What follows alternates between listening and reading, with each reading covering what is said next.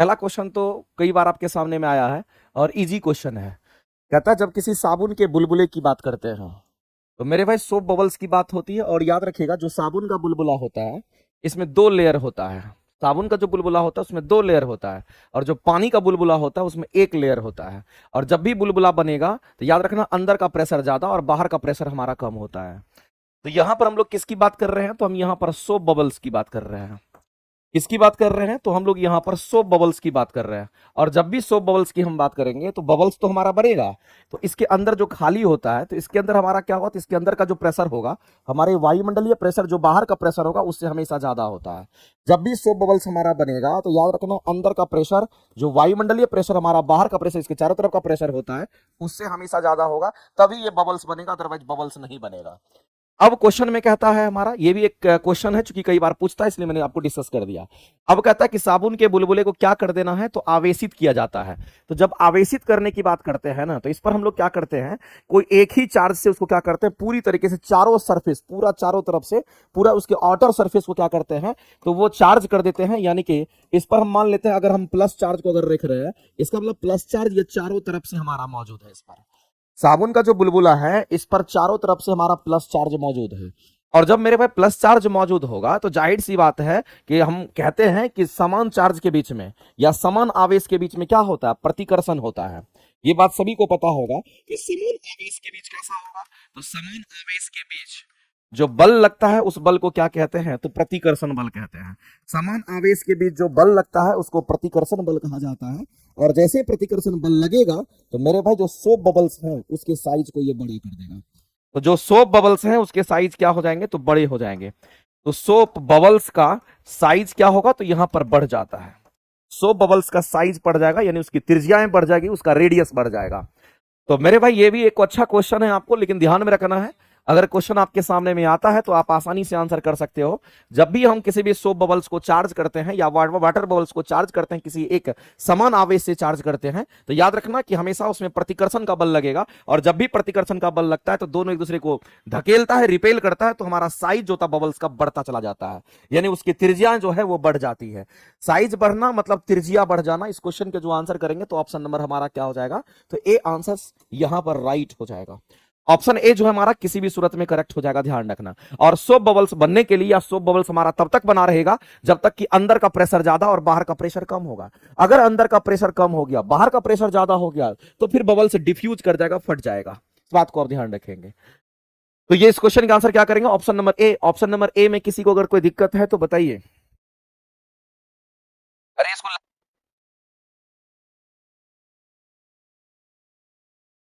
अगला क्वेश्चन पर हम लोग चलते हैं। अगला क्वेश्चन हमारा क्या कहता है? नेक्स्ट जो हमारा है कहता है कि शरीर की सतह से पसीना बहता है। तो हम लोग जानते हैं कि हमारे शरीर के स्किन के नीचे में स्वेट ग्लैंड होता है। आप नाम सुने होंगे मेरे भाई, हमारे शरीर में क्या होता है? तो एक स्वेट ग्लैंड होता है जिसको हम लोग श्वेत ग्रंथि कहते हैं। और ये स्वेट ग्लैंड होता है, ये कहां पर होता है? तो ये हमारे स्किन के जस्ट नीचे होता है। और ये स्वेट ग्लैंड से क्या सिक्रेट करता है? कहेंगे इसी से पसीना सिक्रेट करता है, इसी से पसीना का सिक्रेशन होता है या पसीना बाहर आता है। इसी से पसीना क्या होता है मेरे भाई? सिक्रेट होता है, स्रावित होता है। इसी से पसीना सिक्रेट होता है यानी कि स्रावित होता है। ये बात आपको ध्यान रखना है, स्वेट ग्लैंड की बात करते हैं।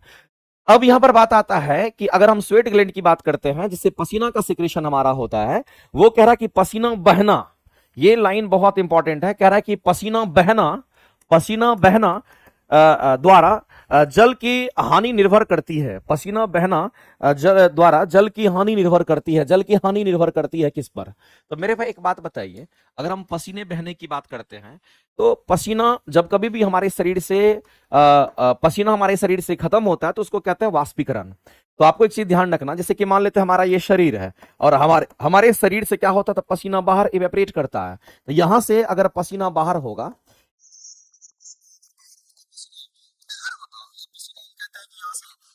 कर जाता है, पसीना वाष्पीकृत हो जाता है। इस बात को ध्यान रखना। तो पसीना में पसीना क्या हो जाता है? कहेंगे सीधा लिखेंगे, पसीना वाष्पीकृत कर जाता है। ये पसीना वाष्पीकृत कर जाता है, इस बात को आप ध्यान रखना। इसलिए आप देखते होंगे अगर आपके बॉडी पर पसीना बहुत ज्यादा है और धीरे धीरे पसीना खत्म हो जाता है, इसका मतलब वो हमारा धीरे धीरे वाष्पीकृत हो जाता है। और वाष्पीकरण का जो प्रोसेस होता है ना, सबसे वेरी स्लो प्रोसेस होता है, आपको हमेशा याद रखना चाहिए। बॉइलिंग का जो प्रोसेस होता है हमारा फास्ट होता है, वाष्पीकरण का जो प्रोसेस होता है वो वेरी स्लो होता है। कई बार एग्जाम में पूछा गया, याद रख लीजिएगा उसको भी। तो शरीर से पसीना वाष्पीकृत कर जाता है। अब जब शरीर से पसीना वाष्पीकृत करेगा, इसका मतलब है मेरे भाई यहां पर वाष्पीकरण की दर को हम लोग यहां पर जानेंगे। अगर हम लोग यहां पर वाष्पीकरण की दर की अगर बात करते हैं, तो जो वाष्पीकरण की दर होगी ये फास्ट या स्लो, अगर मान लेते हैं वाष्पीकरण की दर अगर फास्ट होती है, अगर वाष्पीकरण की दर फास्ट होगी तो पसीना जल्दी हमारे शरीर से निकल जाएगा और ठंडक भी फील करते हैं। जहां से पसीना वाष्पीकृत करता है उस जगह ठंडा हो जाता है। तो वाष्पीकरण की दर अगर हम बात करते हैं, वाष्पीकरण की दर हमारा फास्ट है या स्लो है, अगर हम इसकी अगर बात करते हैं, ये किन किन पैरामीटर पर निर्भर करेगा, तो आपको ध्यान रखना है कि वायुमंडलीय दाब पर भी निर्भर करेगा, सॉरी वायुमंडलीय ताप पर भी निर्भर करेगा। अगर वायुमंडलीय तापमान की बात करते हैं उस पर भी निर्भर करता है। हम लोग जानते हैं कि बाहर का वातावरण अगर हमारा गर्म होता है तो पसीना वाष्पीकृत बहुत जल्दी हो जाता है, तो वायुमंडलीय तापमान पर भी निर्भर करेगा। साथ ही साथ ध्यान रखना कि आर्द्रता की हम बात करते हैं, जिसको ह्यूमिडिटी कहते हैं, ये आर्द्रता जिसको नमी कहते हैं, हिंदी में नमी कह लीजिए, जो पानी की मात्रा, जलवाष्प की मात्रा अगर वायुमंडल में होती है, तो मेरे भाई ये नमी अगर आर्द्रता अगर कहां पे हो, अगर हमारे वायुमंडल की अगर बात करते हैं, हमारे वायुमंडल में अगर पहले से नमी कम होता है तो वाष्पीकरण की दर फास्ट होती है, पसीना जल्दी सूख जाता है। तो ये दो चीज तो हमारा इंपॉर्टेंट है कि तापमान भी है और दूसरी चीज हमारा क्या है, आर्द्रता। और तीसरा चीज आपको ध्यान रखना है, चलो वाष्पीकरण की दर फास्ट के हिसाब से बता देते हैं। तो वाष्पीकरण की दर फास्ट कब होगी, पसीना जल्दी सूखेगा कब, तो वायुमंडलीय तापमान ज्यादा होने के कारण। आर्द्रता क्या होना था, आर्द्रता कम होने के कारण हमारा होगा। और उसके बाद मेरे भाई आता है कि जो हवा बहती है उस हवा की गति क्या होनी चाहिए, हवा की गति तेज होनी चाहिए, हवा की गति क्या होनी चाहिए, तेज होनी चाहिए। तो आप ऐसी परिस्थिति में आप देखेंगे कि हमारा पसीना जल्दी वाष्पीकृत कर जाता है, पसीना जल्दी वाष्पीकृत कर जाता है, इस बात को ध्यान रखना, जल्दी वाष्पीकृत कर जाता है। तो पसीना जल्दी वाष्पीकृत कर जाएगा, इसका मतलब पसीना की दर क्या होनी चाहिए, फास्ट होनी चाहिए, और पसीना वाष्पीकरण की दर फास्ट होनी चाहिए। इसका मतलब वाष्पीकरण की दर फास्ट होने के लिए ये कंडीशन हमारा है कि ये फास्ट कब होगा, जब तापमान अधिक होगा, ये फास्ट कब होगा, जब आर्द्रता कम होगा, और ये फास्ट कब होगा, जब हवा की गति बहुत तेज गति से चलती है। तो ऐसी परिस्थिति में होता है। तो इस क्वेश्चन का अगर आंसर करेंगे तो यहां पर लिखा हुआ केवल वातावरण के तापमान पर, केवल वातावरण की नमी, नमी का मतलब आर्द्रता, तापमान, आर्द्रता, इस बात को ध्यान रखना। ये जल तो हमारा नहीं होगा, हम लोग क्या कहेंगे मेरे भाई, तो ये भी हो सकता है, ये भी हो सकता है, क्योंकि आपको कह रहा है पसीना बहना द्वारा जल की हानि होती है, हमारे शरीर में जल की हानि होती है कि नहीं होती है। आप जानते हैं मेरे भाई कि शरीर से अगर ज्यादा पसीना निकलेगा तो हमारे शरीर में क्या हो जाता है, तुम्हारे शरीर से पसीना के माध्यम से पानी बाहर निकल जाता है। अगर हानि निर्भर करती है, पसीना अगर ज्यादा किसी को निकल रहा है तो इन सभी पैरामीटर पर वो निर्भर करेगा, इस बात को आप ध्यान रखेंगे। इसका मतलब इस पर भी निर्भर करेगा, इसका मतलब इस पर भी निर्भर करेगा, पसीना ज्यादा हमारा निकलेगा तो पानी में, शरीर में पानी की कमी हो जाएगी, ये दोनों पैरामीटर पर तो निर्भर करेगा ही करेगा, साथ साथ ये भी होगा हमारा। तो कहेंगे ये दोनों सही है, ये हमारा नहीं होगा। हम लोग आंसर क्या करेंगे, तो ऑप्शन नंबर हम लोग यहाँ पर सी डी ऑप्शन को टिक आउट करेंगे, इस बात को ध्यान रखना, ठीक है। ये वैसे क्वेश्चन है। आगे चलते हैं, अगला कहता है, एक मजदूर रेल की पटरी पर कार्य कर रहा था और एक लड़का कुछ दूरी पर अपने कान को कहां पे, पटरी पर रख करके जब मजदूर द्वारा की जाने वाली हथौड़ी की आवाज को सुनता है तो उसे दो बार आवाजें सुनाई देती है। उसका कारण क्या है, तो दो बार आवाज सुनाई देती है, हम लोग जानते हैं साउंड ट्रेवल करता है, सॉलिड में भी साउंड ट्रेवल करता है, लिक्विड में भी साउंड ट्रेवल करता है, गैस में भी। तो जाहिर सी बात है हमारे वायुमंडल में हवा है, उसके माध्यम से भी हमारा साउंड ट्रेवल करके उसके कानों में पहुंचेगा। दूसरी बात, जो पटरी है जिसमें कान सटाए हुए हैं, उस पटरी की बात करते हैं, उसको ठोस कहते हैं, उसमें भी हमारा साउंड ट्रेवल करता है, इसका मतलब उसको दो बार सुनाई देगा। और हम सभी लोग जानते हैं किसी भी ठोस में साउंड हमारा फास्टर ट्रेवल करता है एज कंपेयर टू द्रव और गैस की बात करते हैं। तो आप सीधा कहेंगे मेरे भाई दो बार इसलिए सुनाई देता है क्योंकि ध्वनि का वेग इस्पात में वायु के वेग से क्या होती है, अपेक्षा से अधिक होती है, इसलिए ध्वनि का वेग आपको इस्पात जो आपका स्टील था या फिर हम कहेंगे लोहा था, पटरी था, उसमें जल्दी सुनाई दे देता है। और फिर दोबारा जो सुनाई दे रहा है वो हवा के माध्यम से कान में आ रहा है तो वो भी हमारा हो जाएगा। इसलिए बोला गया है वायु की अपेक्षा वेग में इस्पात क्या होता है, ध्वनि का वेग अधिक होता है, इसलिए दो बार सुनाई देता है। इस बात को अगर मान लेते कि इस्पात का भी वेग, इस्पात में भी उतना ही वेग होता, वायु में भी उतना ही वेग होता, तब एक ही बार सुनाई देता, लेकिन दोनों अलग अलग वेग से चलता है इसलिए दो बार सुनाई देता है। इस बात को आप ध्यान रखेंगे। सिंपल सा क्वेश्चन था। आगे चलते हैं, अगला क्वेश्चन मेरे भाई आपको बताना है कि 100 वाट के एक बल्ब, कितने बल्ब की बात कह रहा है, इतना 100 वाट का एक ही बल्ब की बात कर रहा है। एक ही बल्ब को लिया गया है और कितना घंटा तक इसको जलाया जाता है, हम लोग 4 घंटे तक जलाते हैं, स्विच ऑन करके रखते हैं। तो बताइए हमारे घरों में ये ऐसा करते हैं हम लोग, और उसमें पूछा गया कितना इलेक्ट्रिसिटी जो हम यूनिट में खर्चा करते हैं, ये आपको बताना है। कितना विद्युत ऊर्जा आप इकाई में खर्चा करते हैं, यूनिट में खर्चा करते हैं, ये आपको बताना है। जल्दी से एक बार मेरे भाई इस क्वेश्चन के आंसर करके बता दीजिए कि आप कैसे निकालेंगे। तो हमने आपको कई बार बोला जब भी ऐसा क्वेश्चन आता है आप यूनिट कैलकुलेट कीजिए, और यूनिट कैलकुलेट जब भी करते हैं इलेक्ट्रिसिटी जो खपत करते हैं उसके लिए एक ही फॉर्मूला होता है किलोवाट आवर, याद रखना, दूसरा कुछ भी नहीं। किलोवाट एक साथ है और घंटा आवर एक साथ हमारा है। अब इस फार्मूला में बैठा देंगे, अगर यहां पर वाट दे रखा है इसको किलोवाट में कन्वर्ट करना है तो 100 बटा 1000 से डिवाइड करेंगे तो ये वाट हमारा किलोवाट बन जाएगा। इसका मतलब इस किलोवाट के जगह पर हम लोग यहां पर 100 वाट को इतना लिख सकते हैं, क्योंकि 100 वाट को किलोवाट में कन्वर्ट करने के लिए 100 बटा 1000 किलोवाट हमारा हो गया। कितने घंटे यूज करते हैं तो इसको 4 घंटे यूज करते हैं, 4 आवर्स की बात कर रहा है। दूसरी बात ध्यान रखना, कितने बल्ब की बात कर रहे हैं तो एक ही बल्ब लगाया गया है, और इसमें यह नहीं बोला है कि कितने देर तक या कितने दिनों के लिए बोला गया। तो सिंपल हम लोग कहेंगे उसको ऐसे ही छोड़ देंगे रैंडम। अब 2 जीरो से 2 जीरो हमारा चला जाएगा, बचेगा क्या हमारा, तो हम कहेंगे 4 बटा हमारा 10 बचेगा, इतना किलोवाट आवर हमारा हो जाएगा। और ऐसी परिस्थिति में आपको ध्यान रखना एक बात और, कि हम लोग जानते हैं एक यूनिट जो इलेक्ट्रिसिटी हम लोग खपत करते हैं वो 1 किलोवाट आवर के बराबर होता है। जब एक यूनिट 1 किलोवाट आवर के बराबर होता है तो क्या इसको हम लोग कह सकते हैं कि 4 बटा 10 हमारा यूनिट हो जाएगा। इतना यूनिट का हमने खपत किया, और इतना यूनिट कहने का मतलब है 0.4 यूनिट कह सकते हैं। यानी आप क्या किए, तो आप इतने यूनिट का खपत किए जब आप 100 वाट के एक बल्ब को 4 घंटा मात्र जलाए, तो ऐसी परिस्थिति में आपको ये चीज मिला। तो आप सीधा कहेंगे इसमें से हमारा 0.4 यूनिट इलेक्ट्रिसिटी खपत हुआ है, तो 400 यूनिट तो नहीं होगा, 25 यूनिट भी नहीं होगा, 4 यूनिट भी नहीं होगा। आंसर कितना यूनिट होना है, तो 0.4 यूनिट हमारा आंसर होना चाहिए, लेकिन इसमें से कोई ऑप्शन नहीं दे रखा है, तो सीधा आप कहेंगे उपयुक्त में से कोई नहीं, और इस क्वेश्चन के जो आंसर होंगे 0.4 यूनिट आपका राइट आंसर हो जाएगा। क्या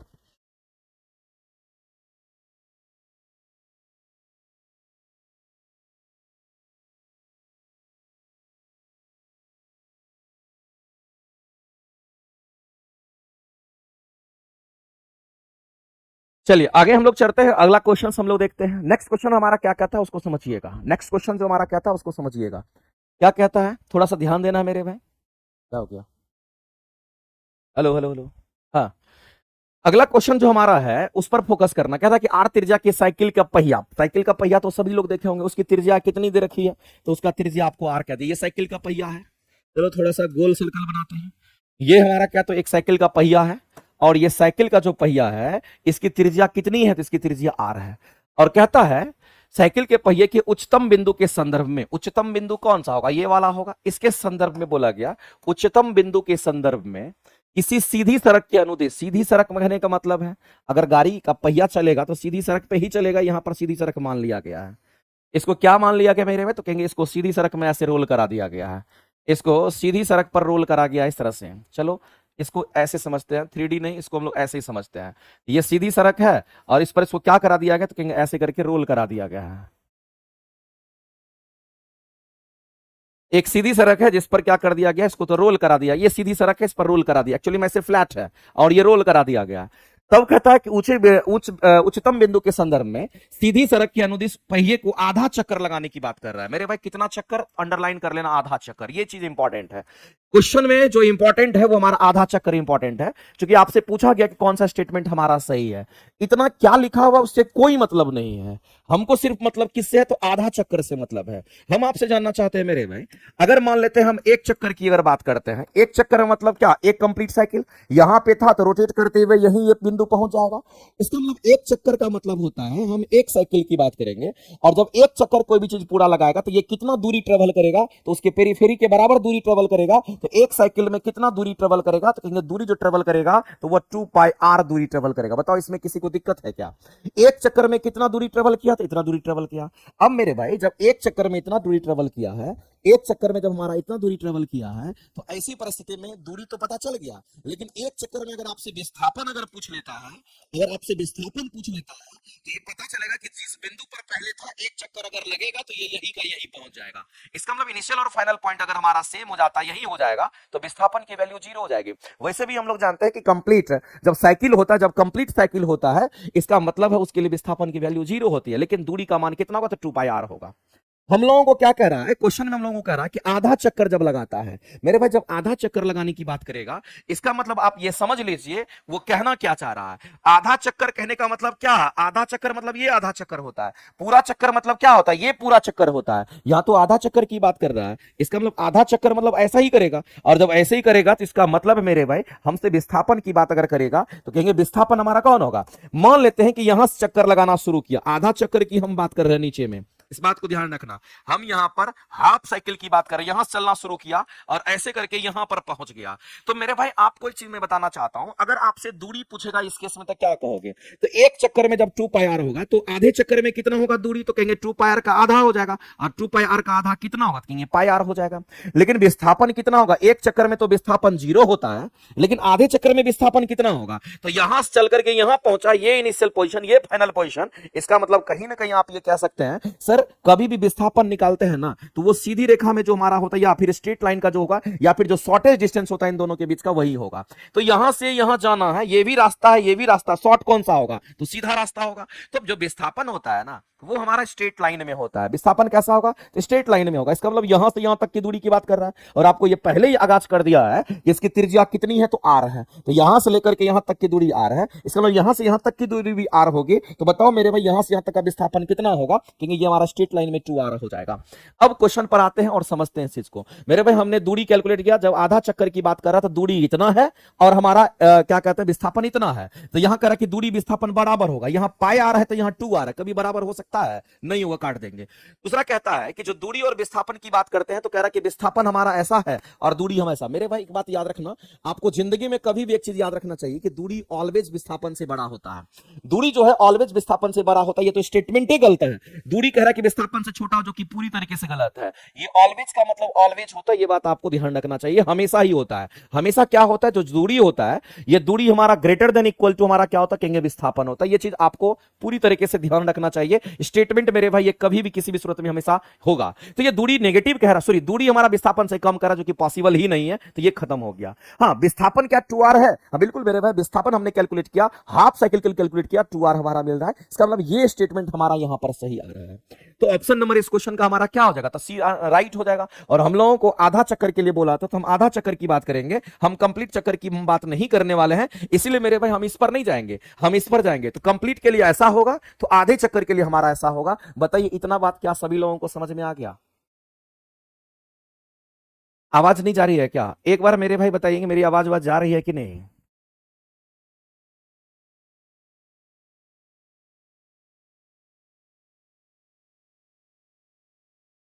आगे चलते हैं, अगला क्वेश्चन हम लोग देखते हैं। नेक्स्ट क्वेश्चन हमारा कहता है कि निम्नलिखित कथनों पर विचार कीजिए, विचार करिए। बताइए इस क्वेश्चन का आंसर,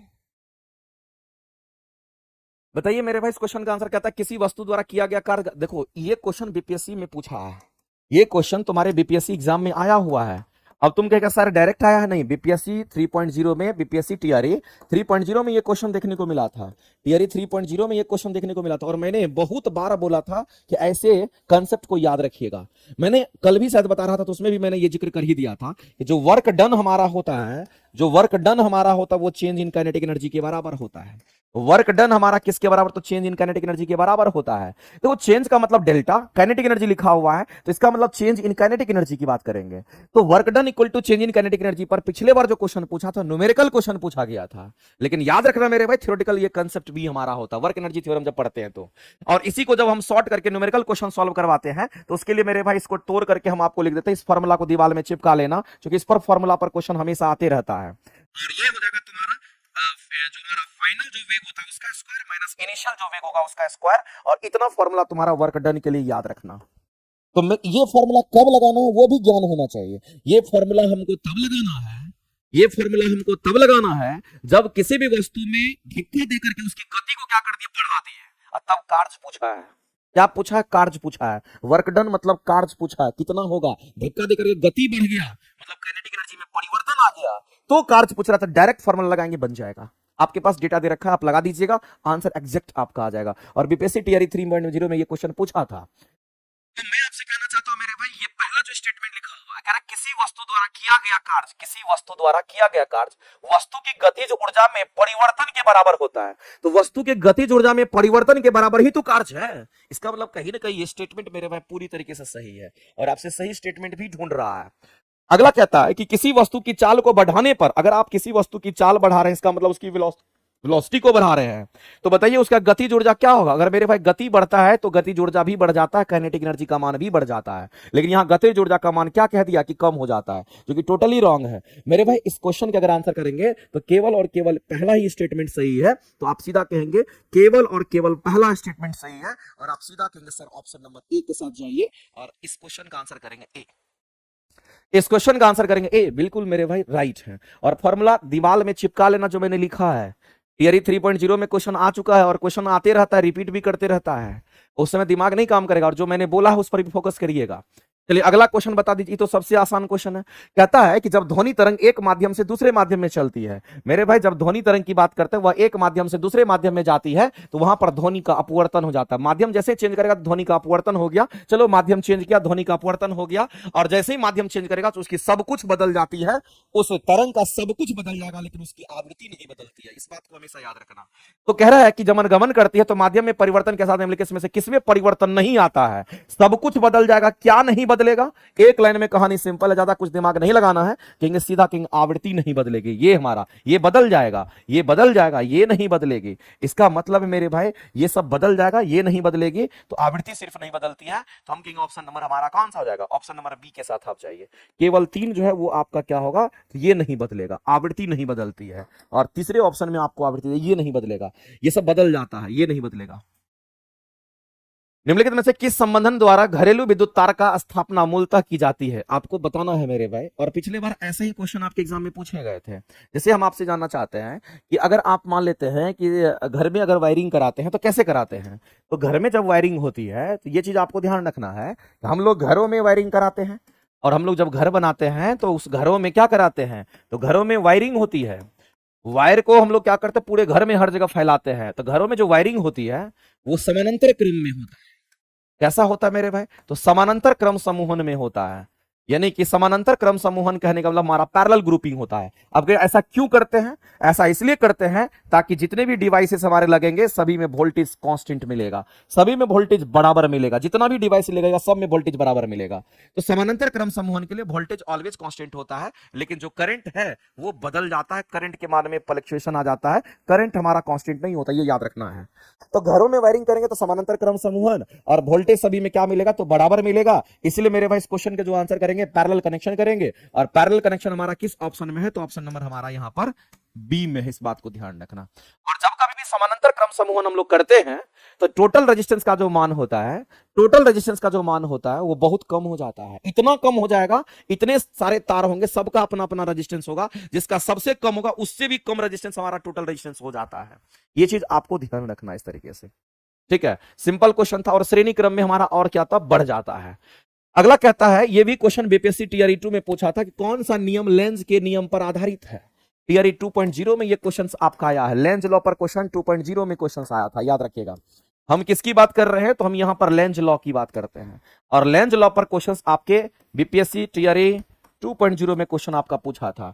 बीपीएससी टीआरई 2.0 में ये क्वेश्चंस आपके एग्जाम में आया था। हम किसकी बात कर रहे हैं भाई, तो हम लेंज लॉ की हम बात कर रहे हैं। अब ये लेंज लॉ हमारा जो होता है ये एनर्जी कंजर्वेशन पर आधारित होता है, याद रखना। ये ऊर्जा संरक्षण के सिद्धांत पर हमारा आधारित होता है। ये किस पर आधारित होगा, तो सीधा याद रखना ये ऊर्जा संरक्षण के सिद्धांत पर आधारित होता है। ये ऊर्जा संरक्षण के सिद्धांत पर आधारित होता है। एक लाइन में कहानी सिंपल है, ये ऊर्जा संरक्षण के सिद्धांत पर हमारा क्या होगा, तो ये आधारित होता है। ये बात आपको ध्यान रखना है। लेंज लॉ हमारा जो काम करता है एनर्जी कंजर्वेशन पर काम करता है, जिसको आपको एक लाइन में याद रखना चाहिए, क्योंकि कई बार ये क्वेश्चन जो आपके सामने आते रहता है। और इस स्थिति में क्या करते हैं, जब लेंज लॉ की बात करते हैं तो उस लेंज लॉ से हम लोग क्या करते हैं, जो इंड्यूस्ड ईएमएफ या करंट होता है उसकी दिशा का पता लगाते हैं। इस बात को ध्यान रखना। तो इस लेंज लॉ से हम लोग क्या करते हैं, तो याद रखना इस बात को भी कि इंड्यूस्ड ईएमएफ या फिर आप क्या कहेंगे, या इंड्यूस्ड करंट की हम बात करते हैं, इंड्यूस्ड ईएमएफ या फिर इंड्यूस्ड करंट की अगर बात करते हैं तो इंड्यूस्ड ईएमएफ या इंड्यूस्ड करंट की दिशा पता लगाते हैं। इस बात को आप ध्यान रखेंगे, इसकी दिशा प्राप्त करते हैं, इसी की दिशा पता लगाते हैं, दिशा पता लगाते हैं, इस बात को ध्यान रखना। और इंड्यूस्ड ईएमएफ जो हम लोगों को मिलता है या इंड्यूस्ड करंट जो हम लोगों को मिलता है वो फैराडे के लॉ, सॉरी फैराडे कहते हैं, वो किससे मिलता है मेरे भाई? आपको बताना है, कमेंट सेक्शन में कमेंट करके बताइए।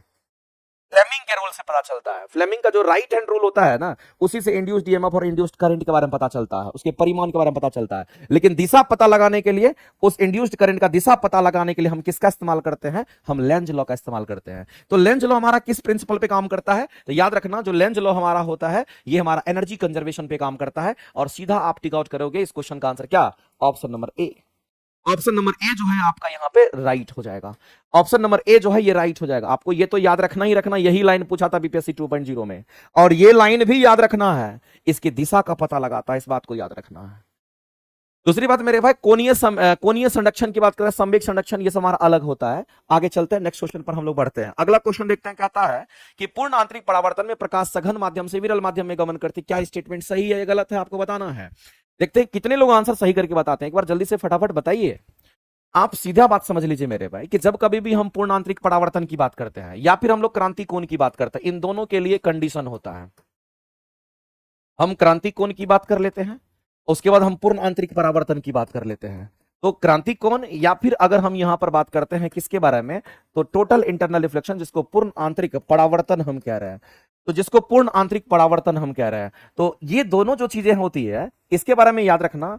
जब भी ये घटना घटेगी, ये जब घटना घटेगी, ये तब घटना घटेगी जब प्रकाश हमारा सघन माध्यम से विरल माध्यम में जाता है। इसका कंडीशन ही है, इसका कॉमन कंडीशन, इस बात को ध्यान रखना। इसका कॉमन कंडीशन यानी कि कॉमन शर्त होता है, और ये शर्त आपको आना चाहिए। जब प्रकाश किधर से किधर जाती है, तो याद रखना कि जब प्रकाश सघन माध्यम से विरल माध्यम में जाती है, जब प्रकाश हमारा सघन माध्यम से विरल माध्यम की ओर जाती है, तो ये घटना घटता है। जब प्रकाश सरल माध्यम से विरल माध्यम में विरल माध्यम में जाती है, तो ये घटना घटती है, इस बात को याद रखना। ये इसका कंडीशन है। और कभी भी मेरे भाई प्रकाश हमारा विरल से सघन नहीं होगा, जब भी प्रकाश होगा तो वो सघन से विरल होगा, ये बात याद रखना है। ये इसका शर्त है कि प्रकाश जब भी ट्रेवल करेगा तो वो सघन से किधर जाएगा, तो विरल में जाएगा, सघन से किधर जाएगा, तो विरल में जाएगा। इसका ये कंसेप्ट है, तो याद रखना पड़ेगा आपको। तो मेरे भाई पहला स्टेटमेंट मेरे भाई किसी भी सूरत में हमारा क्या, तो राइट है। पहला स्टेटमेंट किसी भी सूरत में हमारा राइट है। दूसरा कहता है कि प्रकाश का अपने पथ से विचलित होना पूर्ण आंतरिक परावर्तन कहलाता है। तो बताइए मेरे भाई, क्या दूसरा स्टेटमेंट हमारा सही है? प्रकाश का अपने पथ से विचलित होना, क्या ये पूर्ण आंतरिक परावर्तन कहलाता है? प्रकाश तो कहीं भी विचलित हो जाएगा, प्रकाश तो जा रहा है, माध्यम परिवर्तन करेगा, वहां भी विचलित हो जाएगा, क्या वो पूर्णांतरिक परावर्तन हो जाएगा? बिल्कुल भी नहीं मेरे भाई। इस कंडीशन को आप सीधा कहोगे काट देंगे। अब आपको हम बताते हैं, इस बात को समझना, ये तो कॉमन चीज था, यहां पर हम थोड़ा सा आपको बताते हैं। जैसे कि हम आपसे सबसे पहले यहां पर बात करते हैं क्रांति कोण के बारे में। याद रखना, तो ये जो क्रांति कोण हमारा होता है, ये जो क्रांति कोण हमारा होता है, ये क्रांति कोण हमें तब प्राप्त होता है, सबसे पहले तो प्रकाश किधर से किधर, तो सघन से विरल में जाएगा, इसमें किसी को कोई डाउट नहीं होना चाहिए। दूसरा पॉइंट ध्यान रखना है कि ये क्रांति कोण हमें तब प्राप्त होता है, या क्रांति कोण हम उस कोण को कहते हैं जब अपवर्तन कोण 90 डिग्री का हो जाता है, अविलंब से 90 डिग्री पर मुड़ जाता है। तो मेरे भाई क्रांति कोण पर अपवर्तन कोण कितने डिग्री पर मिलता है, तो हम कहेंगे अपवर्तन कोण का जो मान हमारा होगा, अगर आप थ्योरी जानते होंगे तो उसको पता होगा, जो अपवर्तन कोण होते हैं उसके मान कितने होंगे। अपवर्तन कोण जो हमारा होता है, रिफ्लेक्शन एंगल जो अपवर्तन कोण का मान होगा वो 90 डिग्री हो जाता है। ये क्रांति कोण के केस में हम ये बात आपको कह रहे हैं, इस बात को ध्यान रखिएगा। आगे अगर हम बात करते हैं, यहां पर पूर्ण आंतरिक परावर्तन की बात करता है, समझना गौर से। अगर पूर्ण आंतरिक परावर्तन की अगर बात करते हैं तो इस केस में हमारा क्या होगा, तो याद रखना मेरे भाई, जब भी पूर्ण आंतरिक परावर्तन की बात होगी, एक कंडीशन तो दोनों में सिमिलर है कि प्रकाश किधर से किधर जाएंगे, तो प्रकाश सघन से विरल माध्यम में जाएगी, ये तो कोई दिक्कत ही नहीं है। दूसरा हमारा ये होता है कि यहां पर अगर हम पूर्ण आंतरिक परावर्तन की बात करते हैं, तो ये जो घटना घटती है वो सघन से प्रकाश चलती है सघन से विरल की तरफ, लेकिन ये घटना जो घटता है वो सघन से सघन में घट जाता है। और इसके लिए आपतन कोण जो होना चाहिए, इसके लिए मेरे भाई आपतन कोण जो इंसिडेंस एंगल होना चाहिए वो क्रांति कोण से ज्यादा होना चाहिए, तभी ऐसी पॉसिबिलिटी है। ये कंडीशन बहुत इंपॉर्टेंट है। यहां कह रहा है कि कहीं भी प्रकाश अपने पथ से विचलित हो जाएगा, कहीं भी विचलित हो जाएगा, क्या वो पूर्णांतरिक परावर्तन हो जाएगा? बिल्कुल भी नहीं होगा। इसलिए स्टेटमेंट हमारा यहां पर रॉन्ग है। तो पहला स्टेटमेंट सही है केवल, और आपसे सही तो पूछा है, आंसर करिए केवल एक। आगे, किसी चालक की अनुदिश तापमान भिन्नता के कारण उसकी अनुदिश संभावित भिन्नता जो होती है उसको क्या कहते हैं, ये आपको बताना है। क्या कोई दिक्कत आ रहा है किसी को? लाइक और शेयर तो करना ही चाहिए, तुम लोग हो चोर आदमी, अब चोर आदमी को तो कुछ कह नहीं सकते हैं, लेकिन बस इतना ही कह सकते हैं कि सेशन को जल्दी लाइक भी कीजिए और शेयर भी कीजिए। इसलिए ज्यादा से ज्यादा बच्चे तक अगर पहुंच पाएंगे तो कंटेंट आपको और भी देखने को मिलेगा, और भी अलग तरह के कंटेंट आपके सामने आएंगे। लेकिन चोर आदमी का कमी थोड़ी है, ना लाइक करेगा, चुपचाप बैठ करके सिनेमा चल रहा है, सिनेमा देख रहा है आराम से, ऐसे थोड़ी होता है। अरे कभी लाइक भी कीजिए, कभी अच्छा कमेंट भी कीजिए, कभी थोड़ा प्यार वाली बातें भी कीजिए, और कभी आंसर तो सबसे पहले करना है। ठीक है, चलिए अगला एक क्वेश्चन हमारा क्या था, ये भी बहुत ही अच्छा क्वेश्चन है, और इस क्वेश्चन के जो आंसर होंगे हमारे, इस क्वेश्चन के आंसर गलत दे रखे थे, इस क्वेश्चन का आंसर कर लेना सीबैक इफेक्ट। इस क्वेश्चन का जो आंसर दे रखा था वो आपका रॉन्ग दे रखा था आंसर, लेकिन मेरे पास क्वेश्चन के जो आंसर होंगे वो सीबैक इफेक्ट होंगे। कहो कैसे, समझना गौर से। दो तीन चीज हम आपको बताते हैं। जैसे हम सीबैक प्रभाव की अगर बात करते हैं, ये जो सीबैक प्रभाव हमारा होता है, इस सीबैक प्रभाव में दो अलग अलग तार लेते हैं और दो अलग अलग तार को दो अलग अलग जंक्शन पे जोड़ते हैं। जब दो अलग अलग जंक्शन पे जोड़ते हैं तो जंक्शन एक हॉट होता है, एक कोल्ड होता है। तो हॉट और कोल्ड जब दोनों डायरेक्ट कांटेक्ट में आता है तो हम कहते हैं कि उष्मा संचरण होगा और हीट ट्रांसफर करेगा, और हीट ट्रांसफर तभी करता है जब तापमान में अंतर होता है। और उसी उष्मा संचरण के कारण उस पूरे सर्किट में ईएमएफ और वोल्टेज मिलता है। तो मेरे भाई सीबेक प्रभाव में क्या होता है, इसमें हम लोग कहते हैं कि तापमान में अंतर के कारण, तापमान में अंतर के कारण क्या पैदा होता है, तो तापमान में अंतर के कारण ईएमएफ, वोल्टेज तथा करंट प्राप्त होता है। ईएमएफ, वोल्टेज तथा करंट प्राप्त होता है। ईएमएफ वोल्टेज तथा करंट प्राप्त, किसके कारण क्या प्राप्त होता है वो याद रखना है। सीबेक प्रभाव, इसमें दो अलग अलग तार लेते हैं। एक तार अगर हमारा मान लेते हैं एल्युमिनियम का है, आपको कॉपर मानना है, कॉपर मान लीजिए। एक तार मान लेते हैं कि हमारा इस तरीके से एल्युमिनियम है। दूसरा तार जो हमारा है मान लेते हैं कि ये हमारा क्या कहेंगे, दूसरा तार जो हमारा ये कॉपर का है। दो तार हो गया, दोनों को अलग अलग जंक्शन कहने का मतलब एगो गर्म होगा तो एगो ठंडा होगा। यहां का तापमान कम होगा इसलिए इसको कोल्ड कहते हैं, टीसी कहते हैं। यहां का तापमान ज्यादा होगा इसको हॉट टेम्परेचर कहते हैं। हॉट टेम्परेचर इसलिए होगा क्योंकि यहां गर्म कर रहे हैं। तो जब मेरे भाई यहां गर्म करेंगे तो यहां का तापमान ज्यादा, यहां का तापमान कम होगा। और हम लोग जानते हैं कि जब भी तापमान में अंतर होता है तो एनर्जी ट्रांसफॉर्मेशन होगा, उष्मा संचरण करेगा। उच्च तापमान से निम्न तापमान की तरफ उष्मा संचरण होगा, और इसी उष्मा संचरण के कारण इसी में क्या होगा कि यहां पर उष्मा संचरण होगा, और इसी उष्मा संचरण के कारण क्या हो जाएगा, तो इसी उष्मा संचरण के कारण इसके अंदर मेरे भाई ईएमएफ डेवलप करेगा, इसके अंदर वोल्टेज मिलेगा, इसके अंदर करंट की प्राप्ति होती है। ये सीबेक इफेक्ट कहता है। तो सीबेक प्रभाव हमारा, उसमें दो अलग अलग तार लेते हैं कि दोनों सेम तार है, दोनों अलग अलग तार है। दो अलग अलग जंक्शन है कि दोनों सेम जंक्शन है, तो दो अलग अलग जंक्शन है। एक गर्म है तो एक ठंडा है, उष्मा संचरण हुआ, उसके कारण ईएमएफ वोल्टेज मिलता है। ये सीबेक प्रभाव कहता है। और क्वेश्चन को पढ़िए, आपको पता चल रहा है, कह रहा है किसी चालक के अनुदिश तापमान भिन्नता के कारण, किसके कारण मेरे भाई, तापमान में अंतर के कारण कह रहा है, तापमान में भिन्नता के कारण कह रहा है, उसके अनुदिश संभावित भिन्नताएं जो आती है। संभावित भिन्नताएं अगर समझ में नहीं आ रहा है, आप इंग्लिश टर्म को यूज कीजिए, आपको समझ में आ जाएगा। इंग्लिश में लिखा हुआ है, due to the temperature variation along a conductor there is a potential variation along it. यानी कहने का मतलब है कि due to temperature variation, temperature में अंतर के कारण हम लोग को पोटेंशियल वेरिएशन मिलता है, यानी कि विभव मिलता है। उसी को हम लोग क्या कहते हैं, सीबेक प्रभाव कहते हैं। बताइए मेरे भाई, सीबेक प्रभाव में किसी को कोई परेशानी है क्या, किसी को सीबेक प्रभाव में कोई दिक्कत है क्या? क्या आप बता सकते हैं कि सीबेक इफेक्ट क्या होता है? तापमान में अंतर के कारण हमारा क्या होता है, ईएमएफ वोल्टेज वगैरह डेवलप करता है सर्किट में, उसको सीबेक प्रभाव कहते हैं। सीबेक प्रभाव में दो अलग अलग तार देते हैं, दोनों अलग अलग जंक्शन पे होता है, गर्म होता है, ठंडा होता है, उसके हिसाब से हमारा एनर्जी ट्रांसफर करता है, उसी एनर्जी ट्रांसफॉर्मेशन के कारण उसमें ईएमएफ वोल्टेज मिलता है। इसी का जस्ट उल्टा हमारा किसमें होता है, तो हम सीधा कहेंगे हमारा पेल्टियर इफेक्ट होता है। नाम सुना होगा मेरे भाई आपने पेल्टियर इफेक्ट का, शायद इसमें तो नहीं दे रखा, लेकिन हम यहां पर आपको बता देते हैं। इसी का सीबेक प्रभाव का जस्ट उल्टा होता है, हम पेल्टियर इफेक्ट की बात करते हैं। हम किसकी बात कर रहे हैं, तो हम यहां पर पेल्टियर इफेक्ट की बात करते हैं, इसको पेल्टियर प्रभाव कहते हैं, याद रखना। तो जो पेल्टियर प्रभाव हमारा होता है उसकी अगर हम बात करते हैं, इसी में जस्ट उसका उल्टा होता है। इलेक्ट्रिकल सप्लाई हम यहां देते हैं, और इलेक्ट्रिकल सप्लाई यानी कहने का मतलब जो करंट की हम बात कर रहे हैं या वोल्टेज की बात कर रहे हैं, जो भी इलेक्ट्रिकल सप्लाई हम देते हैं, इस इलेक्ट्रिकल सप्लाई के कारण सर्किट में क्या पैदा होता है, तो सर्किट में तापमान में परिवर्तन होता है। सर्किट में क्या होगा, तो तापमान में परिवर्तन हो जाता है। तापमान में परिवर्तन हो जाता है, और यहां भी दो अलग अलग तार होता है, यहां भी दो अलग अलग जंक्शन पैदा होता है, एक गर्म होगा तो एक ठंडा पैदा हो जाता है। सप्लाई करेंगे करंट का तभी तो होगा ऐसा, एक तरफ गर्म एक तरफ ठंडा हो जाएगा। तो यहां तापमान में अंतर के कारण ये मिलेगा, यहां पर मेरे भाई इलेक्ट्रिकल सप्लाई जो ये मैं वोल्टेज करंट है उसके कारण हमारा तापमान में परिवर्तन मिलता है। दोनों एक दूसरे का हमारा रिवर्स है, और मुझे लगता है कि ये बात आपके दिमाग में बैठ गया होगा और बैठाना भी चाहिए। इसके बाद आता है हमारा एक थॉमसन इफेक्ट की हम बात करते हैं। एक तो जूल का प्रभाव होता है, और जूल का प्रभाव किसको कहते हैं? विद्युत धारा का जो उष्मीय प्रभाव होता है ना, उसी को जूल का प्रभाव कहते हैं। याद रखिएगा, जो विद्युत धारा का उष्मीय प्रभाव होता है, विद्युत धारा का जो उष्मीय प्रभाव होता है उसी को क्या कहते हैं? तो विद्युत धारा के उष्मीय प्रभाव को जूल का प्रभाव कहते हैं। याद रखना है।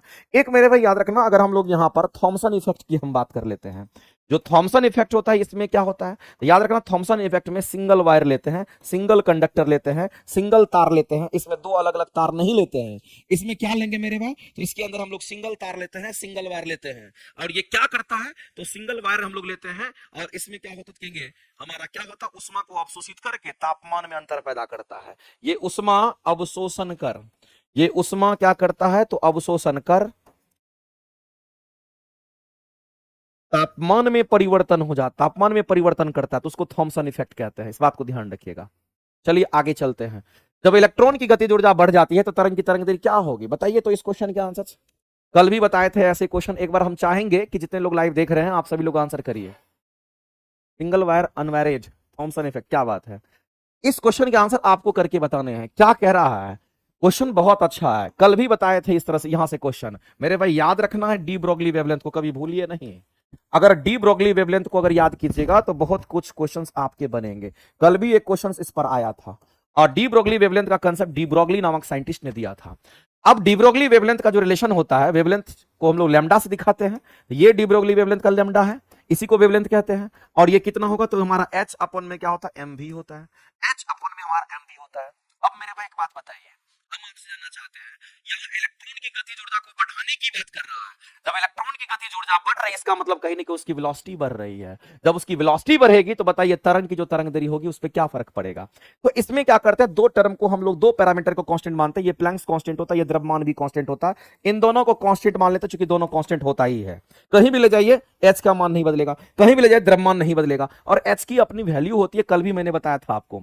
अब हमारे पास जो रिलेशन है वो वेवलेंथ का रिलेशन हमारा किसके साथ? तो वेलोसिटी के साथ उल्टा होता है। वेवलेंथ का रिलेशन वेलोसिटी के साथ उल्टा होता है। क्वेश्चन में आपको बोला है कि गतिज ऊर्जा को बढ़ाना है, इसका मतलब वेलोसिटी को बढ़ाना है, इसका मतलब गति को बढ़ाना है, क्योंकि गतिज ऊर्जा बढ़ता है। जब ये बढ़ेगा तो मेरे भाई वेवलेंथ का मान क्या होगा? क्योंकि तरंग दैर्घ्य का मान हमारा घट जाएगा। तो आपसे बोला गया कि जब गतिज ऊर्जा में वृद्धि होगी, यानी वेग जब बढ़ेगा, तो मेरे भाई जो वेवलेंथ का मान होगा हमारा घट जाएगा। तरंग दैर्घ्य जो होगा वो तरंग का तरंग दैर्घ्य में कमी आ जाएगी। और इस क्वेश्चन के अगर आंसर करेंगे तो ऑप्शन नंबर आपका, ऑप्शन नंबर बी जो है ये किसी भी सूरत में राइट हो जाएगा। ऑप्शन नंबर बी के साथ आप जाइएगा, और यही हमारा डी ब्रोगली वेवलेंथ का कंसेप्ट है। बताइए समझ में आया क्या? समझ में आया क्या? 6.67 इंटू 10 टू द पावर कितना होता है? -34 जूल सेकेंड। जूल सेकेंड कौन बोलेगा? बताइए, हम बोलेंगे। चलिए आगे चलते हैं, अगला क्वेश्चन देखते हैं। अगला कहता है, ये क्वेश्चन मेरे भाई मेरा नहीं है, ये ज्योग्राफी का क्वेश्चन है, इसलिए हम इसको छोड़ रहे हैं। ठीक है, ये ज्योग्राफी का क्वेश्चन यहाँ पे डाल दिया है। अगला कह रहा है कि परमाणु के नाभिक में उपस्थित जो मूल कण होते हैं, तो परमाणु के नाभिक में, तो एक बच्चा जानता है कि परमाणु के नाभिक में प्रोटॉन और न्यूट्रॉन होता है, और प्रोटॉन और न्यूट्रॉन के बीच में जो बल लगता है उसको नाभिकीय बल कहते हैं। और नाभिकीय बल मेरे भाई स्ट्रॉन्ग फोर्स होता है। सबसे अधिक स्ट्रॉन्ग फोर्स अगर कोई होता है तो हमारा न्यूक्लियर फोर्स होता है, नाभिकीय बल होता है। और इलेक्ट्रॉन चारों तरफ चक्कर लगाता है। इलेक्ट्रॉन अगर अपनी कक्षा में चारों तरफ चक्कर लगाता है तो याद रखना कि उसके अंदर एनर्जी कंजर्व होता है। और एनर्जी अगर कंजर्व होता है, ये स्टेटमेंट किसने दिया था? याद रखना, नील्स बोर ने दिया था। सब क्वेश्चन आपका है। आगे चलते हैं। अगला कहता है, किसी वस्तु के नमूने को हवा में खुला रखने पर कुछ समय के पश्चात वो गायब हो जाता है। जैसे कपूर है, नेफ्थलीन है, ड्राई आइस जिसको आप कहते हैं। मेरे भाई इन सब में कैसी घटना घटती है? तो इन सब में होता है, ये सब ठोस अवस्था में अगर होता है तो डायरेक्ट ये वाष्प बन जाता है, डायरेक्ट ये गैस बन जाएगा। तो कहते हैं इसको सब्लिमेशन कहते हैं, जिसको हम लोग हिंदी में ऊर्ध्वपातन कहते हैं। इसमें कैसा प्रोसेस होगा मेरे भाई? तो जैसे ही ये दिखा वैसे ही ऊर्ध्वपातन दिमाग में आना चाहिए। ऊर्ध्वपातन जिसको हम लोग कहते हैं, और हम सभी लोग जानते हैं मेरे भाई, इस बात को ध्यान रखना कि जब कभी भी सब्लिमेशन की बात होती है, जब कभी भी हम किसकी बात करते हैं तो सब्लिमेशन की बात करते हैं, उत्पादन की बात करते हैं। इसमें हमेशा याद रखना कि ठोस से डायरेक्ट ये गैस बनता है। ठोस से डायरेक्ट गैस बनता है, बीच में द्रव की स्थिति पैदा ही नहीं होती है, ये ध्यान में रखना है। और इसी का जस्ट उल्टा किसमें, तो हमारा रिवर्स सब्लिमेशन की बात करते हैं। इसी में जस्ट उल्टा जिसको हम लोग रिवर्स सब्लिमेशन कहते हैं, और रिवर्स सब्लिमेशन को ही हम लोग डिपोजिशन यानी कि निक्षेपण कहते हैं। इसी को निक्षेपण भी हम लोग हिंदी में कहते हैं। इसमें क्या होगा मेरे भाई, तो जो गैसियस अवस्था होती है उससे डायरेक्ट ठोस बन जाता है, बीच में यहां भी द्रव नहीं बनता है। तो अगर कोई चीज द्रव नहीं बनता, डायरेक्ट ठोस से द्रव या गैस से ठोस अगर बन जाता है, इसका मतलब या तो सब्लिमेशन होगा, नहीं तो रिवर्स सब्लिमेशन होगा। सब्लिमेशन के लिए कंडीशन है ठोस से डायरेक्ट गैस, और रिवर्स सब्लिमेशन का कंडीशन है डायरेक्ट गैस से ठोस। तो जो पदार्थ मेरे भाई डायरेक्ट ठोस से गैस बनेगा, वही पदार्थ हमारा गैस से डायरेक्ट ठोस भी हो सकता है। तो इस बात को आप ध्यान रखेंगे।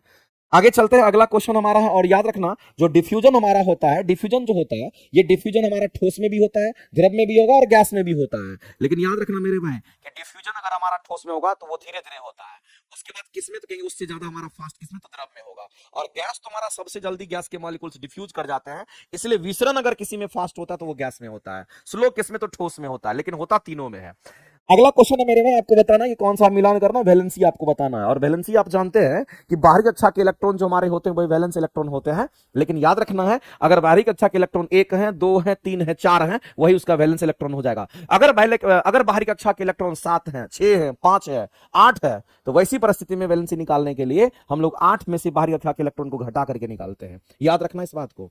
तो मेरे भाई इस बात को आप ध्यान रखना। सिलिकॉन की बात करते हैं, फ्लोरीन की बात, एल्युमिनियम की बात। एल्युमिनियम की परमाणु संख्या कितनी होती है, एल्युमिनियम की परमाणु संख्या 13 होता है। एक एक बच्चा को पता होगा कि जो एल्युमिनियम है इसकी परमाणु संख्या 13 है। तो पहली कक्षा में 2, दूसरी कक्षा में 8, बचा कितना, तो 10 तो यही हो गया, बचा 3। इसका मतलब है बाहरी कक्षा के 3 इलेक्ट्रॉन है, यही वैलेंस इलेक्ट्रॉन होंगे। तो मेरे भाई एल्युमिनियम का वैलेंस इलेक्ट्रॉन कितना होगा, तो कहेंगे इतना हो जाएगा। तो सी का 3 मैच करेगा। देखो सी का 3 एक के गो में दिख रहा है, ना तो यहां है ना तो यहां है, ना तो ऑप्शन ए हमारा होगा ना तो ऑप्शन हमारा सी होगा, सीधा टिक आउट करेगा, ऑप्शन नंबर बी करेक्ट हो जाएगा, और यही 100% श्योरिटी के साथ हो सकता है।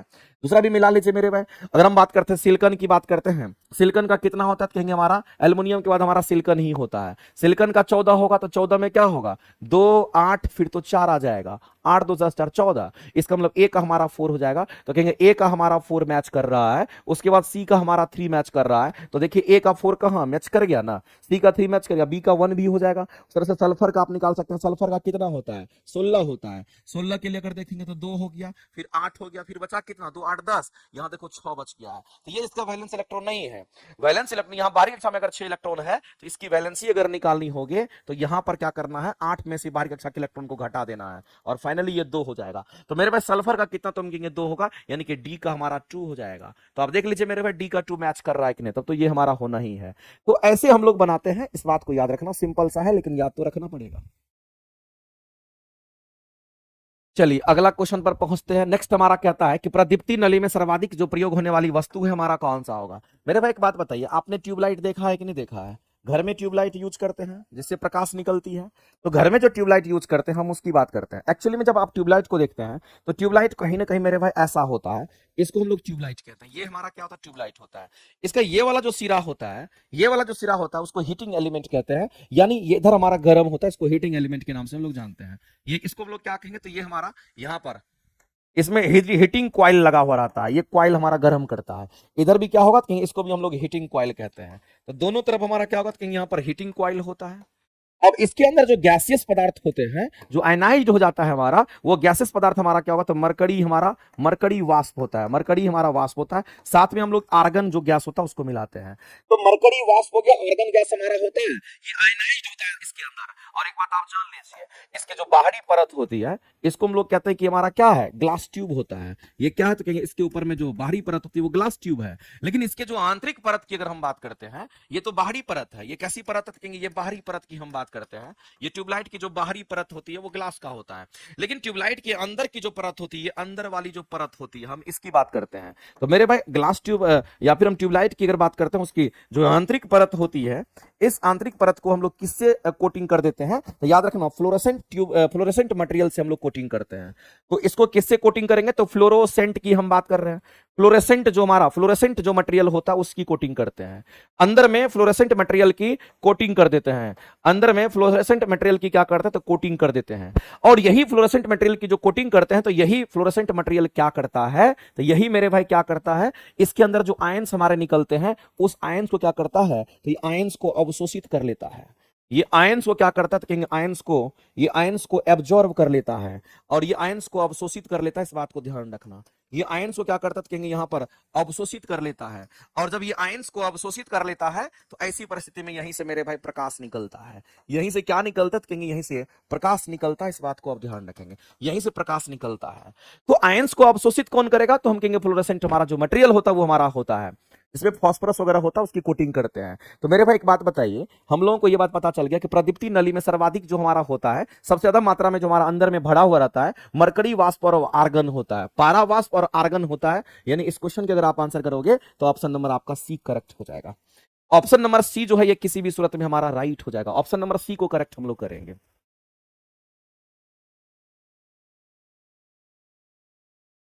सर किसी किसी क्वेश्चन में ये ऑप्शन में अगर केवल लगा है तो वो केवल जो लगा हुआ है ना, अगर ऑप्शन में एक से अधिक दे रखा है तब तो आपको मानना पड़ेगा। ठीक है, इस बात को ध्यान रखना। अच्छा, केवल वाला क्वेश्चन आएगा तो हम थोड़ा फोकस और करेंगे। अब क्या बताओ किसमें कार्बन नहीं होता है, तो हम लोग जानते हैं मेरे भाई कि कार्बन का अप्रूप आप पढ़े, एलोट्रॉप्स ऑफ कार्बन पढ़े कि नहीं पढ़े, नहीं पढ़े तो आप जान लीजिए। अगर हम एलोट्रॉप्स ऑफ कार्बन की बात करते हैं, अगर हम एलोट्रॉप्स ऑफ कार्बन की अगर बात करते हैं तो एलोट्रॉप्स ऑफ कार्बन हमारा कौन है, कार्बन का एलोट्रॉप्स कौन होता है, तो एलोट्रॉप्स ऑफ कार्बन याद रखना मेरे भाई ग्रेफाइट होता है।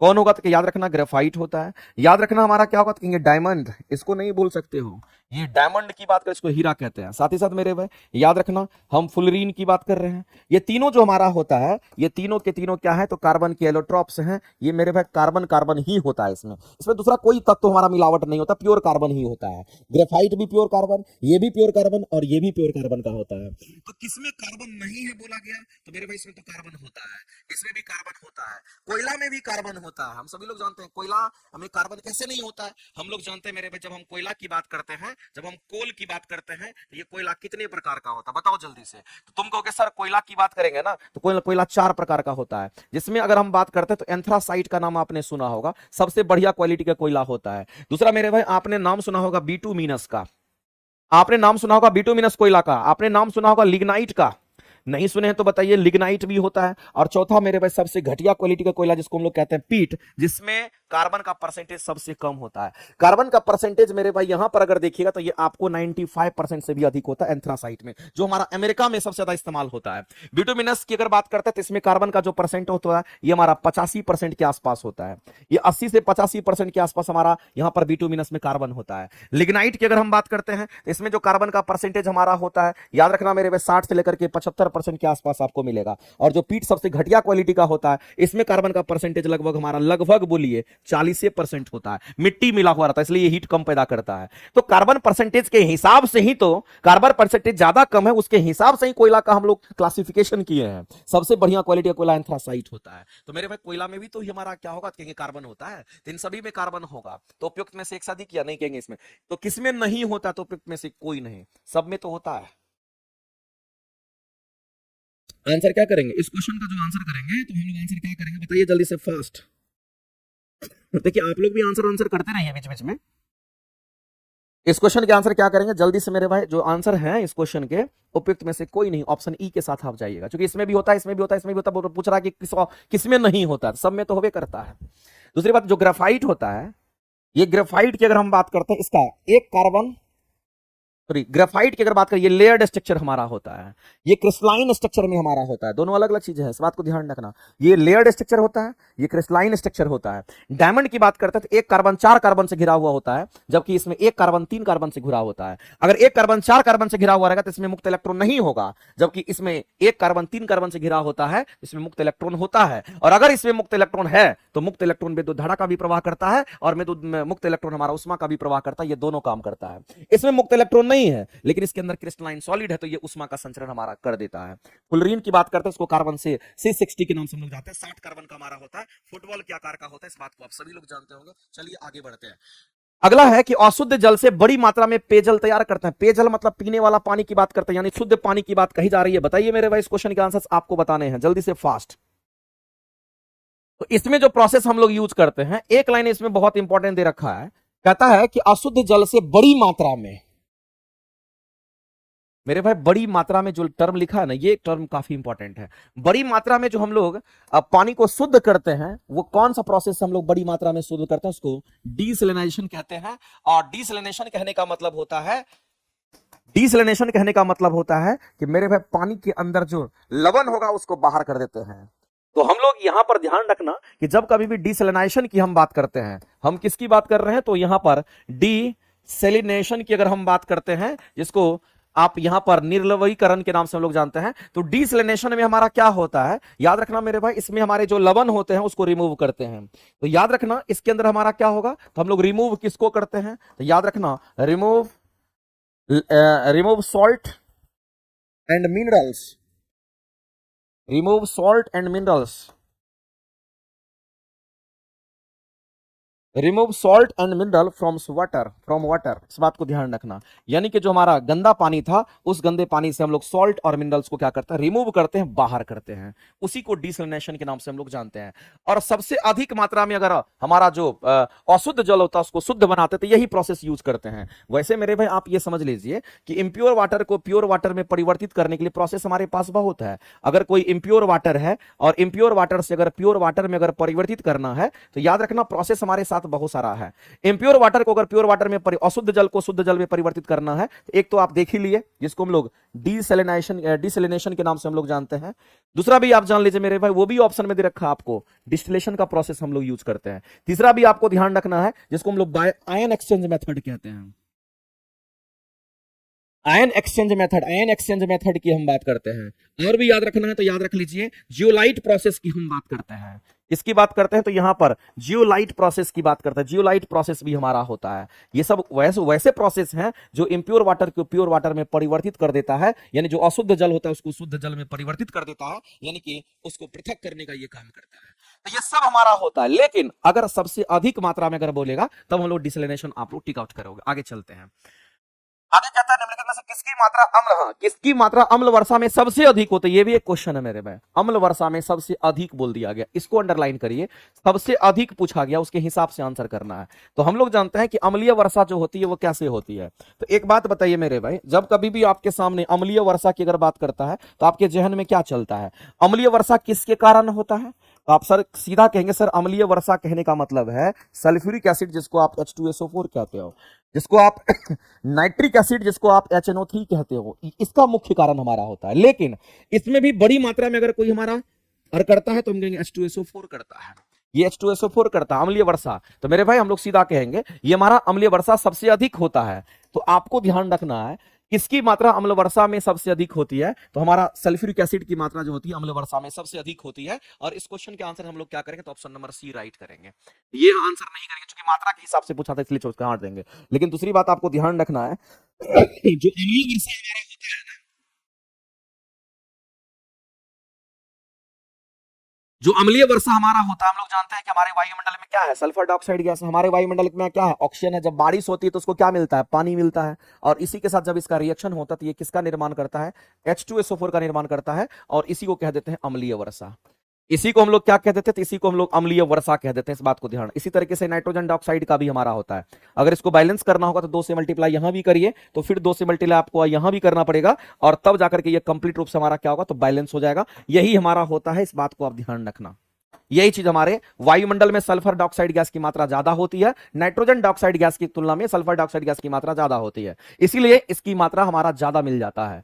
और कहते हैं कि हमारे वायुमंडल में ऑक्सीजन भी है, हमारे वायुमंडल में पानी की मात्रा जब बारिश होती है तो वो भी होता है, इसके साथ रिएक्शन करेगा और फाइनली H2SO4 का निर्माण करता है। यही अम्लीय वर्षा में आपको ज्यादातर प्राप्त होता है। एक क्वेश्चन मेरे भाई ये भी बोला गया, तो अम्लीय वर्षा जब हुई थी तो आगरा का जो ताजमहल था उसका कलर जो है वो आपका कलरलेस कलर उड़ गया था, वो अम्लीय वर्षा के कारण ही हुआ था। इस बात को आप ध्यान रखेंगे। आगे चलते हैं। और बीपीएससी का वो क्वेश्चन है, एक कार्बन क्रेडिट किसके बराबर होता है, तो एक कार्बन क्रेडिट जो हमारा होता है 100 केजी कार्बन डाइऑक्साइड के बराबर होता है। अब सोचो मेरे भाई, 1 carbon credit equal to how much carbon dioxide, 1 carbon credit equal to 1000 kilogram carbon dioxide gas. तो मेरे भाई इस बात को ध्यान रखना है। इस कार्बन क्रेडिट कहां पढ़ते हैं, तो कार्बन क्रेडिट जब पढ़ते हैं आईपीसीसी का नाम आपने सुना होगा, उसी में क्योटो प्रोटोकॉल की अगर हम बात करते हैं तो क्योटो प्रोटोकॉल इसलिए आया था जो कि कार्बन इमिशंस को कंट्रोल करने की बात करते हैं, तो उसी में ये चीज डिफाइंड हुआ था कि 1 कार्बन क्रेडिट जो होता है हमारा 1000 केजी ऑफ कार्बन डाइऑक्साइड होता है। अगला क्वेश्चन बता दीजिए मेरे भाई क्या कहता है, नेक्स्ट क्वेश्चन के आंसर करिए फटाफट।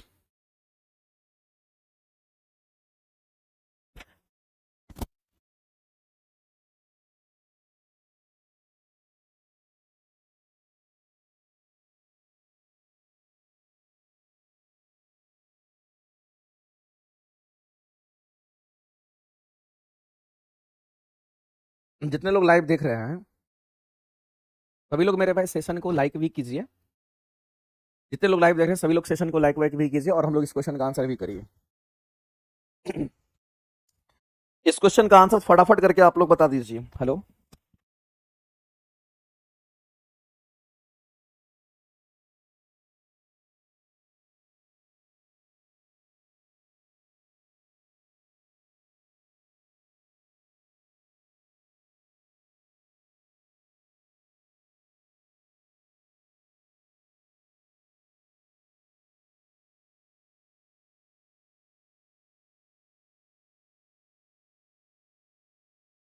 चलिए तो अगर हम लोग यहां पर बात करते हैं, इस बात को ध्यान रखना, क्वेश्चन कहता है कि कार के इंजन में नोकिंग से बचने के लिए, अब बहुत को तो नोकिंग नहीं पता होगा क्योंकि ये अंदर का चीज है, नोकिंग से बचने के लिए किसका प्रयोग करते हैं, कार के इंजन में नोकिंग से बचने के लिए किसका प्रयोग करते हैं, ये क्वेश्चन है।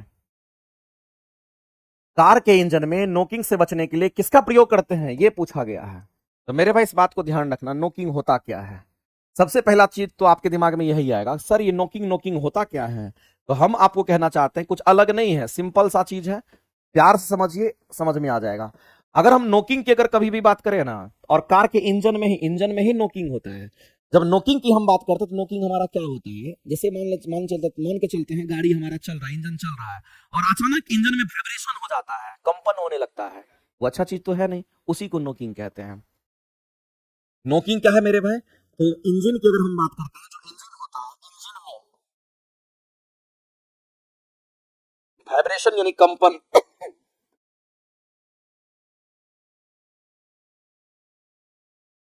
इसी को यही नोकिंग कहलाता है, यही नोकिंग कहलाता है, इस बात को आप ध्यान रखेंगे। तो नोकिंग समझ में आ गया किसको कहते हैं, नोकिंग समझ में आ गया किसको कहते हैं। और याद रखना, अगर ये वाइब्रेशन नोकिंग उत्पन्न करता तो ये अच्छा चीज नहीं है। हाँ, इसको क्या करते हैं हम लोग, नोकिंग को कम करने के लिए, इसको कम करने के लिए हम लोग क्या करते हैं, इसको कम करने के लिए हम लोग टेट्राइथाइल लेड मिलाते हैं। इसको कम करने के लिए टेट्राइथाइल लेड मिलाते हैं। और ये टेट्राइथाइल लेड बहुत अच्छा चीज भी नहीं है, हाँ नोकिंग कम कर देगा, लेकिन इसमें लेड होता है, ये पॉल्यूशन भी कराता है। लेकिन याद रखना कि टेट्राइथाइल लेड को हम लोग शॉर्ट में TEL कहते हैं। तो टेट्राइथाइल लेड हम लोग मिलाते हैं, इस बात को ध्यान रखना। तो बताइए इस क्वेश्चन का आंसर क्या करेंगे।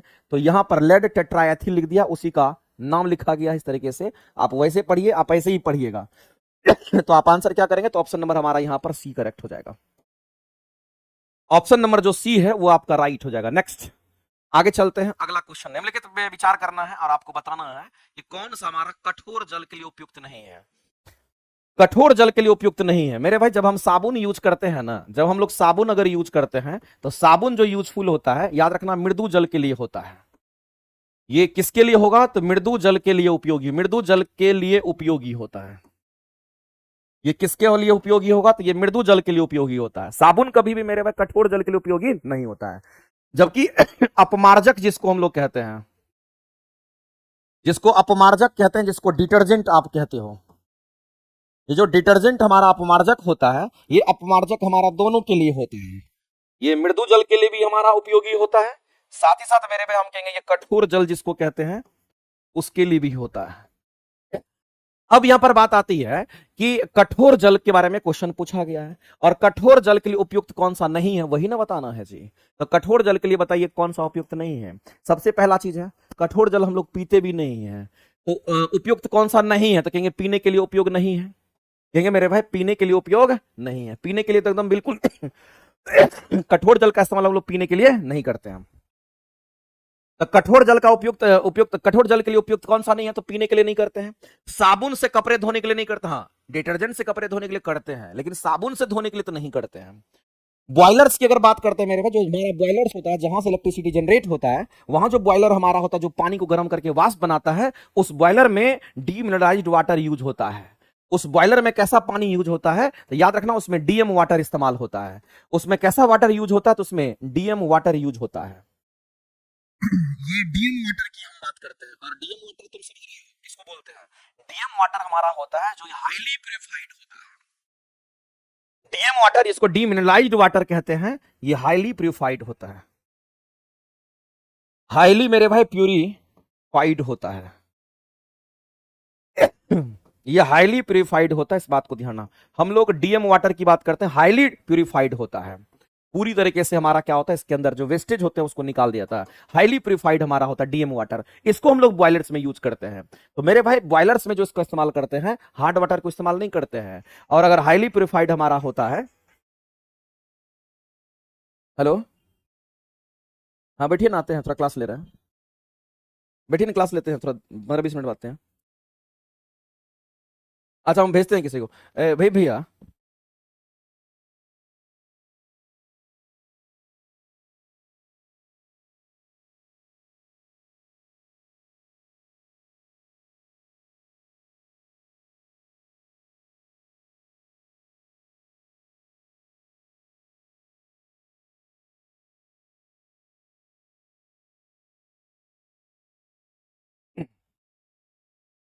चलिए तो हम लोग आगे बात करते हैं इस क्वेश्चन के बारे में। तो आपको ध्यान रखना है कि बॉयलर्स में हम लोग किसको यूज करते हैं? तो डीएम वाटर को यूज करते हैं। और डीमिनरलाइज्ड वाटर जो होता है वो पूरी तरीके से प्यूरिफाई होता है, हाईली प्यूरिफाइड होता है। और साथ ही साथ आपको ध्यान रखना मेरे भाई, उसका टीडीएस लेवल भी बहुत लो होता है, लो टीडीएस होता है। डीएम वाटर जो होता है, इसके बारे में आपको जानना चाहिए क्योंकि क्वेश्चन कई बार पूछ लेता है। इसका टीडीएस जो होता है मेरे भाई वो लो होता है। इसका जो टीडीएस होता है वो लो होता है, लो टीडीएस होता है, इस बात को ध्यान रखेंगे। और ये हमारा कैसा होता है? तो कहेंगे सॉफ्ट वाटर होता है। ये कैसा होता है मेरे भाई? तो ये हमारा सॉफ्ट वाटर होता है। तो हम लोग कठोर जल उपयुक्त इसके लिए भी हमारा नहीं है। फसल की सिंचाई के लिए भी हम लोग कहेंगे कि हमारा सॉफ्ट वाटर यूज होता है, हार्ड वाटर यूज नहीं होता है। इसका मतलब मेरे भाई कहीं भी इसका कठोर जल का उपयुक्त नहीं होगा। इसका मतलब है ना इसमें यूज करेंगे, ना इसमें यूज करेंगे, ना इसमें यूज करेंगे, ना तो इसमें यूज करेंगे। चारों ऑप्शन में से हम किसी में भी यूज नहीं करेंगे, इसलिए चारों ऑप्शंस के लिए ये उपयुक्त नहीं है। क्योंकि पूछा यार किसके लिए उपयुक्त नहीं है, तो चारों ऑप्शन के लिए उपयुक्त नहीं है, बात को ध्यान रखना। ठीक है, आगे चलते हैं। और टीडीएस जो है वो हार्डनेस को बताता है, इस बात को ध्यान रखना। आगे चलते हैं मेरे भाई, अगला क्वेश्चन क्या कहता है समझिएगा। निम्नलिखित पदार्थों में पहली बार प्रयोगशाला में, ये तो कल ही क्वेश्चन आपका आया था, कल बताए थे ये क्वेश्चन, देख लेना आप।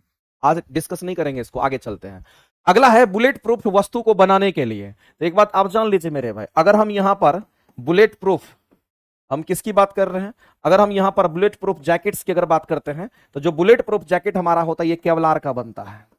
ये किसका बनता है? तो कहेंगे केवलार का बनता है। दूसरी बात, अगर बुलेट प्रूफ ग्लास की अगर हम बात करते हैं, जो कार वगैरह का होता है, अगर बुलेट बुलेट ग्लास की बात करते हैं, ये लेक्सॉन का हमारा बनता है। ये किसका बनता है? तो लेक्सन का बनता है। ये दोनों बात आपको याद रखना चाहिए।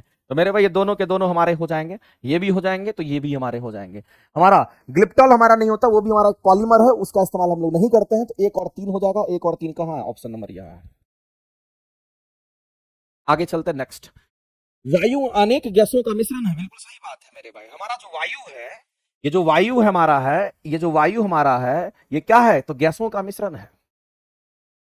ये क्या है? तो गैसों का मिश्रण है। और मेरे भाई हमारा जो वायु है वो गैसों का मिश्रण है, इसलिए हम कहते हैं कि ये हमारा कैसा है? तो हेट्रोजीनियस होता है, इसको विषमांगी मिश्रण कहते हैं। ये कैसा मिश्रण है? तो इसको हम लोग विषमांगी मिश्रण कहते हैं, और इसको विषमांगी मिश्रण कहते हैं। और गैसों के मिश्रण को पृथक करने के लिए, इसको पृथक्करण की जो विधि होती है, पृथक्करण की जो विधि होती है, तो आपको बताना है मेरे भाई कि पृथक्करण की विधि कौन सा अपनाते हैं। तो यहां जो पृथक्करण की विधि हम अपनाते हैं उसको प्रभाजी आसवन विधि कहते हैं, याद रखिएगा। ये क्वेश्चन कई बार पूछा गया है। इसको हम लोग कौन सा विधि कहेंगे? तो ये हमारा प्रभाजी आसवन विधि कहते हैं। प्रभाजी आसवन विधि द्वारा अलग करते हैं। जैसे एग्जांपल समझ लीजिए, हमारे वायुमंडल में सबसे ज्यादा क्या है? तो कहेंगे नाइट्रोजन का परसेंटेज है, और नाइट्रोजन हमारा लगभग 78% है। इसके अलावा अगर आप देखिएगा तो इसके अलावा आपको क्या नजर आएगा? तो इसमें आपको यहां पर क्या नजर आएगा? तो कहेंगे ये तो सबसे अधिक हमारा होगा, तो उसके बाद हम कहेंगे ऑक्सीजन का परसेंटेज हमारा कितना? तो 21% होता है। इसके अलावे भी हमारा क्या? तो कहेंगे आर्गन की बात करेंगे, ये कितना? तो 0.9% होता है। इसके अलावे भी अगर हम बात करते हैं मेरे भाई, तो याद रखना है कि अदर गैसेस भी हमारे होते हैं। जैसे हम कार्बन डाइऑक्साइड गैस वगैरह की बात करते हैं, इसकी मात्रा कितनी होती है? तो कार्बन डाइऑक्साइड गैस की मात्रा जो होती है वो 0.03% होता है। तो मेरे भाई कुल मिलाकर के आप देख लीजिए कि हमारे वायुमंडल में सबसे अधिक मात्रा में अगर कोई चीज देखने को मिल रहा है तो वो क्या देखने को मिल रहा है? तो नाइट्रोजन गैस की हम बात करते हैं, सबसे अधिक मात्रा में परसेंटेज के हिसाब से देख लीजिए। तो आपसे बोला गया है कि वायु की बात करते हैं, उसमें अनेकों गैसों का मिश्रण है, और बहुत तरह का मिश्रण है। इसका मतलब ये समझ लीजिए कि हमारा कैसा है? तो हम कहेंगे विषमांगी मिश्रण है।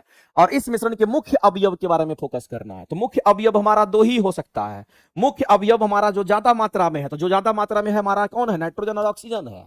और कह रहा है उसके संदर्भ में सही स्टेटमेंट बताइए। तो वायु में ऑक्सीजन और नाइट्रोजन मिलकर के 99% हो जाएगा। तो मेरे भाई जब इनको आप ऐड करिएगा तो ऐड करने के बाद इसकी वैल्यू कितनी आएगी? 78 और 21 को जोड़िएगा तो ये आपको 99% आ जाएगा।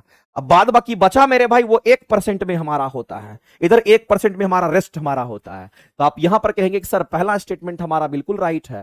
दूसरा कहता है कि शेष 1% भाग में कार्बन डाइऑक्साइड या कुछ अन्य गैसेस जलवाष्प और धूलकण मौजूद होते हैं, जिसको पीएम पार्टिकुलर मैटर कहते हैं। बिल्कुल राइट हमारा है।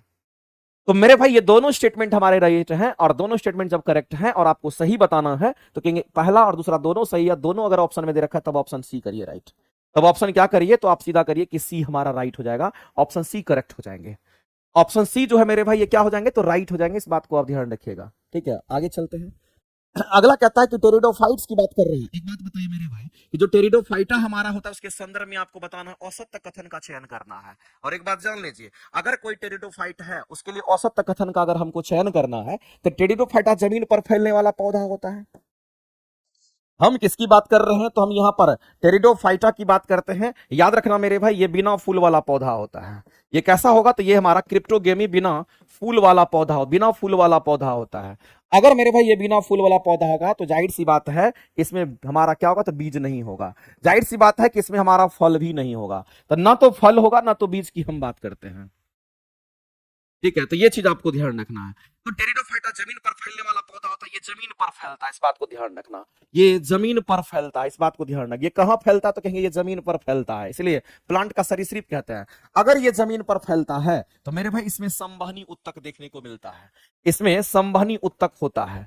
और अगर इसमें संवहनी उत्तक होता है तो संवहनी उत्तक किसको कहते हैं? तो याद रखना संवहनी उत्तक हम लोग जाइलम को कहते हैं, और किसको? तो कहेंगे यहां पर फ्लोएम को कहते हैं। इस बात को ध्यान रखना। तो मेरे भाई जो टेरिडोफाइट्स हैं ये क्रिप्टोगेमी का होता है, जो कि बिना फूल वाला पौधा होता है। इसमें फूल नहीं होता है, इस बात को ध्यान रखना। तो हमारा फल भी नहीं होगा और बीज भी नहीं होता है। तो हम लोग इसको अब चलते हैं, यहां पर पहुंचते हैं।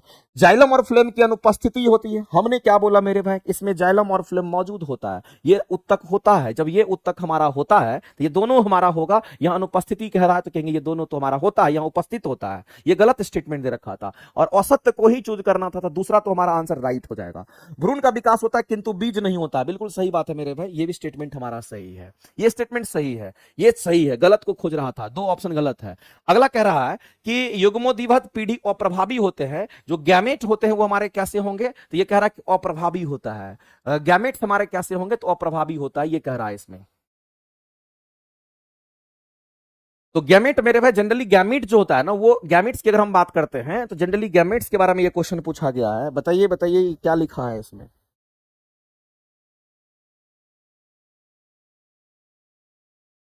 इसका आंसर जो है केवल दो ही दिया है कि हमारा गलत है। केवल दो ही गलत है, बाद बाकी और सब सही दे रखा है। केवल दूसरा ही स्टेटमेंट हमारा गलत है। इसका मतलब ये भी स्टेटमेंट हमारे तब सही है, ये भी स्टेटमेंट सही है। जो गलत है वो केवल यही गलत है हमारा, यही सिर्फ हमारा गलत है। ये सही है, ये सही है, ये गलत बोल रहा है। तो मेरे भाई एक बार आप चेक भी कर लेना इसके बारे में। और इस क्वेश्चन के अगर आंसर करेंगे तो ऑप्शन नंबर हमारा क्या होगा? दूसरा ही सिर्फ गलत है, तो आंसर करेंगे बी। नेक्स्ट आगे चलते हैं। नेक्स्ट हमारा कहता है कि निम्नलिखित में से प्रक्रिया जीवों में भिन्नताएं उत्पन्न करती है। तो मेरे भाई सबसे पहला चीज है लैंगिक जनन में सबसे अधिक भिन्नताएं अगर आता है तो सेक्सुअल रिप्रोडक्शन में आता है। परिवर्तन जिसको वेजिटेटिव प्रोपेगेशन कहते हैं, जिसमें आप तना काट करके लगाते हैं, जिससे मेरे भाई पत्ते से नए पौधे का निर्माण हो जाता है, तना से नए पौधे का निर्माण होता है, जड़ से नए पौधे का निर्माण होता है। तो कायिक परिवर्तन में याद रखना कि भिन्नताएं नहीं आती है, ये तो नहीं होगा, भिन्नताएं इसमें आती है। और प्राकृतिक चयन जिसको हम लोग यहां पर नेचुरल सिलेक्शन कहते हैं, जो हमारा डार्विन का सिद्धांत था, मेरे भाई आपको ध्यान रखना है कि वातावरण में तापमान वगैरह के परिवर्तन के कारण भी हमारा क्या होता है, तो कहेंगे यहां पर भिन्नताएं आती है। और म्यूटेशन तो होगा ही होगा। ह्यूगो द व्रीज आप नाम सुने होंगे, उन्होंने म्यूटेशन थ्योरी दिया था। और ह्यूगो द व्रीज जिन्होंने म्यूटेशन थ्योरी दिया था, उन्होंने बोला था डीएनए के सीक्वेंस में अगर अचानक परिवर्तन आ जाता है उसी को म्यूटेशन थ्योरी कहते हैं। और उसके हिसाब से क्या होता है, तो कहेंगे उसमें भिन्नताएं देखने को मिलता है। और मियोसिस तो होबे करेगा, क्योंकि मियोसिस में स्पर्म और ओवम का निर्माण होता है, यहां तो भिन्नताएं देखने को मिलता है। और याद रखना मेरे भाई, जो क्लोनिंग होता है ना, इसमें भिन्नताएं नहीं आती है। तो ना तो भिन्नताएं यहां आएगी, ना तो भिन्नताएं यहां आएगी, भिन्नताएं केवल 1 3 4 5 ऑप्शन में आएगा। तो आप सीधा आंसर क्या करोगे, तो कहोगे सर 1 3 4 ऑप्शन कहां, 1 3 4 5 ऑप्शन कहां, यहां पे भिन्नताएं आएगी। आगे चलते हैं, अगला क्वेश्चन है कि मनुष्य के लिए उपयोगी पौधे के उत्सर्जी उत्पाद कौन से होंगे। एक बात बताइए मेरे भाई, प्लांट का उत्सर्जन की बात कर रहा है, अगर हम पौधे के उत्सर्जी उत्पाद की अगर बात करते हैं, तो पौधे का उत्सर्जी उत्पाद की अगर बात करते हैं, तो पौधे का जो उत्सर्जी उत्पाद के रूप में अगर देखिएगा, तो पौधे का उत्सर्जी उत्पाद के रूप में अगर देखिएगा, तो मेरे भाई ये ऑक्सीजन भी तो है। इससे क्या निकलता है, फोटोसिंथेसिस के दौरान कार्बन डाइऑक्साइड लेगा तो ऑक्सीजन बाहर करता है, उसी ऑक्सीजन का इस्तेमाल हम लोग कर लेते हैं। तो मेरे भाई इस बात को ध्यान रखना कि मनुष्य के लिए उपयोगी क्या है, जो पौधे उत्सर्जित करते हैं। तो जाहिर सी बात है मनुष्य के लिए ऑक्सीजन उपयोगी है। तो मेरे भाई पहला तो ये राइट है कि हमारे लिए उपयोगी है, तो ये सही है। दूसरा टेनिन की बात करते हैं, गोंद रेजिन्स भी हम लोग कहते हैं, ये भी हमारे लिए उपयोगी होता है, जिसका यूज करते हैं, इसका भी हम लोग यूज करते हैं। तो एक तो हमारा सही है, तीसरा भी हमारा सही है, 1 और 3 दोनों सही है। तो 1 और 3 इसमें नहीं है, नहीं होगा, 1 और 3 इसमें नहीं है, नहीं होगा, 2 ऑप्शन एलिमिनेट होगा। तो आप इसका मतलब यही होने की संभावना है। इसका मतलब टेनिन का भी इस्तेमाल होता है हमारे लिए, खनिजों का भी निर्वहन में हम लोगों को हेल्प मिलता है। तो मामला यह है मेरे भाई, जो टेनिन हमारा होता है ये क्या होता है, तो टेनिन जो होता है, जो प्लांट वगैरह का तना होता है उसके बार्क में जो छाल होता है उसमें टेनिन पाया जाता है, जो बैक्टीरिया वगैरह से रक्षा प्रदान करता है। किसको, तो याद रखना प्लांट वगैरह को, उसकी पत्ती में भी होता है, तना में भी होता है, छाल में भी मौजूद होता है। ये बैक्टीरिया वगैरह को मारता है और बैक्टीरिया से रक्षा प्रदान करता है प्लांट को। तो ये टेनिन जो होता है वो टेनिन जो मेरे होता है वो क्या करता है, तो आपको सीधा बताना है मेरे भाई कि अगर हम टेनिन की बात करते हैं तो क्या करता है, बैक्टीरिया से बचाता है उसको। और दूसरी बात ध्यान रखना कि ये टेनिन जो हमारा होता है इससे एंटीऑक्सीडेंट हमारा बनता है। एंटीऑक्सीडेंट कहने का मतलब है कि जो भी क्रोनिक डिजीज होता है उसको ये कम करता है। क्रोनिक डिजीज मतलब जो लंबे समय तक चलने वाला बीमारी होता है, जैसे कैंसर की बीमारी होगी, हृदय रोग की बीमारी होगी, लंबे समय तक चलता है, इसको क्रोनिक डिजीज कहते हैं, उसको कम करता है। इस बात को ध्यान रखना, इसलिए ये उपयोगी हमारा है, ये सब हमारे लिए उपयोगी है, इसलिए कहेंगे 1 2 3 4 हो जाएगा। राइट, आगे चलते हैं। अगला मेरे भाई मिलान करना कह रहा है कि आपको मिलान करना, उपरोक्त में से कितने युग्म बोला गया। देखो ये लिखा हुआ कितने टर्म इंपॉर्टेंट है, कितने टर्म हमारे सही सुमेलित नहीं है। तो मेरे में विटामिन सी की कमी से क्या होता है, स्कर्वी होता है, जिसमें दांतों की बीमारी स्कर्वी होती है, पीले होकर के दांत टूट जाते हैं। विटामिन डी की कमी से रिकेट्स होता है, बच्चे में होता है, ये बात सभी लोग जानते हैं। विटामिन ई की कमी से मेरे भाई नपुंसकता आता है, रात्रि अंधता थोड़ी आता है, ये तो विटामिन ए की कमी से आता है, ये विटामिन ए की कमी से आता है। इस बात को आप ध्यान रखना, ये विटामिन ए की कमी से, तो ये मिलान गलत हो गया। विटामिन ई की कमी से क्या आता है, याद रखना कि विटामिन ई की अगर किसी में कमी आती है उसे नपुंसकता होता है, नपुंसकता की बात करते हैं। तो ये मिलान, एक ही मिलान गलत है। तो कितने मिलान गलत हैं, तो एक, केवल एक मिलान गलत है। चूंकि आपसे बोला गया कितने युग्म सही नहीं है, तो केवल एक युग्म सही नहीं है, बाद बाकी मेरे पास 2 युग्म हमारा सही है। आगे अंडवाहिनी और फैलोपियन ट्यूब के बारे में बोला गया है। अंडवाहिनी और फैलोपियन ट्यूब जो हमारा होता है फीमेल रिप्रोडक्टिव सिस्टम का पार्ट होता है, ये बात आप सभी लोग जानते होंगे। और हम लोग अंडवाहिनी की बात करते हैं, फैलोपियन ट्यूब की बात करते हैं, इसी में क्या होता है, इसी में फर्टिलाइजेशन होता है। ओवम और स्पर्म जो होता है यहीं पर जाकर के फर्टिलाइज करता है फीमेल के, ये फीमेल का रिप्रोडक्शन सिस्टम होता है। तो आपको एक बात ध्यान रखना मेरे पे, निषेचन की क्रिया तो इसी में होती है, ये बिल्कुल सही स्टेटमेंट है। निषेचन की क्रिया हमारा इसी में होता है, चाहे ये बोले कि चाहे ये बोले, दोनों एक ही चीज है। और ये अंडाणु को गर्भाशय में भी भेजता है, वो रास्ता है।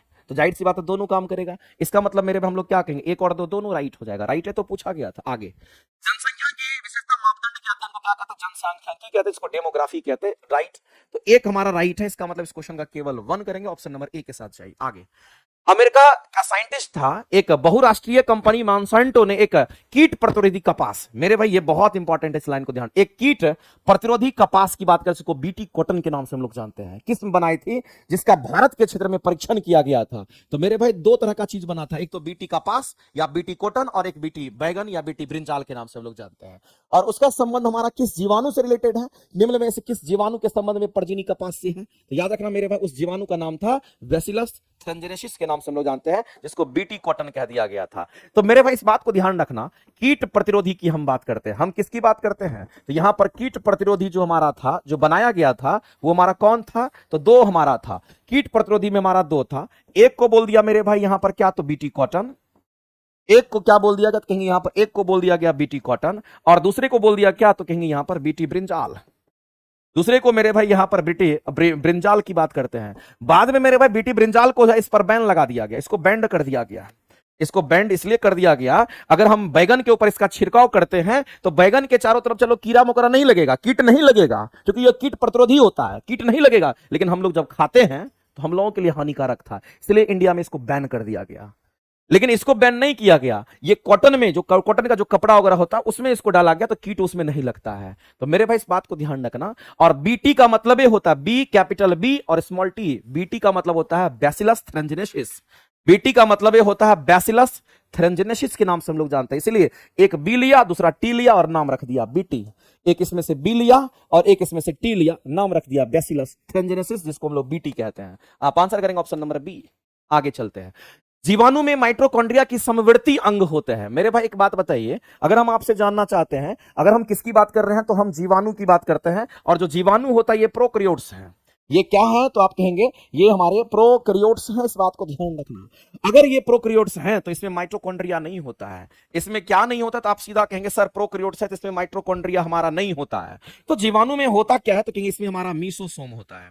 इसमें हमारा क्या होता है? यहां पर हमारा मीसोसोम पाया जाता है, और ये जो मीसोसोम होता है, ये यहां पर मीसोसोम क्या करता है? तो ये पावर हाउस का काम करता है, ये उसमें पावर हाउस का कार्य करता है, ये पावर हाउस का कार्य करता है, इस बात को ध्यान रखेंगे। ये किसका कार्य करेगा? तो पावर हाउस का। इसी तरीके से अगर हम माइटोकॉन्ड्रिया की अगर हम बात करते हैं तो हम सभी लोग जानते हैं जो माइटोकॉन्ड्रिया होता है इसको पावर हाउस ऑफ सेल कहते हैं। तो ये हमारा माइटोकॉन्ड्रिया के तरह ही जीवाणु में क्या ऐसा चीज है जो कि हमारा समवर्ती अंग का काम करता है? तो वो मीसोसोम होता है, इस बात को याद रखना मेरे भाई। और सीधा कहोगे कि हमारा आंसर क्या होगा? ऑप्शन नंबर यहां पर हो जाएगा सी। ऑप्शन नंबर हो जाएगा सी, आंसर करोगे टिक आउट। राइबोसोम हमारा प्रोटीन का संश्लेषण करता है। आगे, पादप का अच्छा प्रकाश संश्लेषी हमारा कौन है? कह रहा है कि कौन सा पादप अच्छा प्रकाश संश्लेषण करता है? तो याद रखना मेरे भाई, गन्ना तो करता ही करता है, मेज भी करता है, इसको मक्का कहते हैं। मेज जिसको हम लोग मक्का कहते हैं, इस बात को याद रखना। तो शुगर केन जिसको आप गन्ना कहते हैं, ये दोनों फेमस है। इसमें सबसे ज्यादा फोटोसिंथेसिस हमारा होता है, और फोटोसिंथेसिस के लिए कितना परसेंट प्रकाश की जरूरत होती है? तो मेरे भाई 1 से 2% की जरूरत होती है। बीपीएससी एग्जाम में पूछा था, 1% उन्होंने माना था, ध्यान रखिएगा।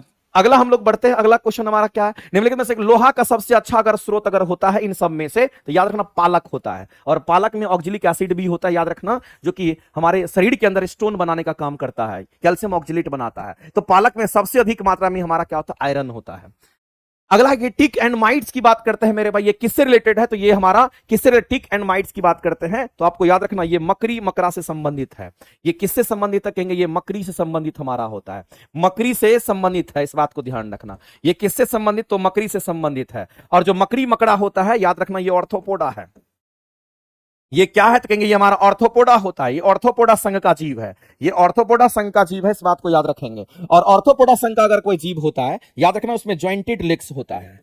उसमें कैसा होगा मेरे भाई? तो जॉइंटेड लेग होता है। जैसे कि ये हमारा हाथ है, इसमें जॉइंट्स बना हुआ है ना, ऐसे ही जॉइंटेड लेग्स होता है उसमें। तो जॉइंटेड लेग्स होता है ऑर्थोपोडा में। ऑर्थोपोडा मेरे भाई जीव जंतु का सबसे बड़ा फाइलम कहलाता है, याद रखना। ये जीव जंतु का सबसे अगर बड़ा फाइलम अगर कोई कहता है, तो जीव जंतु का सबसे बड़ा संघ अगर कोई है, तो याद रखना मेरे भाई वो हमारा ऑर्थोपोडा ही है। लगभग कितना %? तो जीव जंतु का लगभग 2/3 हिस्सा हमारा यही देखने को मिलता है। तो मेरे भाई ये मकड़ी वंश का हमारा होगा, इस बात को ध्यान रखेंगे। आगे चलते हैं।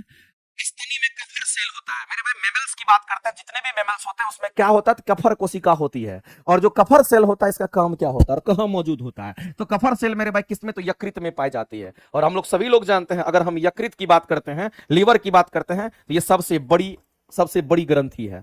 ये सबसे बड़ी ग्रंथि हम किसको कहते हैं? तो यकृत को कहते हैं। इसी यकृत में हमारा क्या होता है कहेंगे, इसी यकृत में हमारा कफर सेल होता है। इसी में हमारा क्या होता है कि यहां पर कफर सेल होता है। ये कफर सेल क्या करता है? ये कफर सेल मेरे भाई बैक्टीरिया को मारने का काम करता है। याद रखिएगा, क्वेश्चन कई बार पूछता है। ये बैक्टीरिया को मारता है, इस बात को ध्यान रखना। कफर सेल का काम क्या होता है? तो ये बैक्टीरिया को मारने का काम करता है। और ध्यान रखना मेरे भाई, बैक्टीरिया को कब मारता है? हम लोग जो खाना पीना खाते हैं उसके दौरान जो भोजन के साथ जो बैक्टीरिया हमारे शरीर में इंटर करता है, तो उसी बैक्टीरिया को मारने का काम कौन करता है? तो कहेंगे कफर सेल करता है, जो कि सबसे बड़ी ग्रंथि हमारा होता है। साथ ही साथ मेरे भाई बैक्टीरिया को भी मारेगा। अगर मान लेते हैं हमारे शरीर के अंदर क्या होता है, जो डेड हमारे शरीर के अंदर जो डेड सेल के रूप में हमारा क्या होता है कहेंगे, आप ये कह सकते हैं डेड ब्लड सेल कह दीजिए। किसकी बात करते हैं? डेड ब्लड सेल्स की अगर हम बात करें, डेड ब्लड सेल को भी ये क्या करता है? तो मारता है। याद रखना, ये हमारे कफर सेल का काम होता है। और कहां पे? तो याद रखना हमारे यकृत में होता है।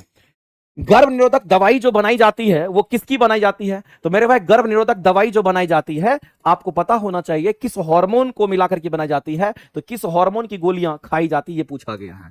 आप एक लाइन में जान लीजिए मेरे भाई, गर्भ निरोधक की दवाई जो बनती है, हम किसकी बात कर रहे हैं? तो हम यहां पर गर्भ निरोधक की दवाई की बात करते हैं। गर्भ निरोधक दवाई की अगर हम बात करते हैं, ये जो गर्भ निरोधक दवाई है ये किससे बनाई जाती है? तो याद रखना मेरे भाई, ये दवाई किस हार्मोन से बनाई जाती है? तो याद रखना एस्ट्रोजन हार्मोन की हम बात करते हैं। किसकी? तो एस्ट्रोजन हार्मोन। और साथ में मेरे भाई प्रोजेस्टेरोन हार्मोन भी होता है।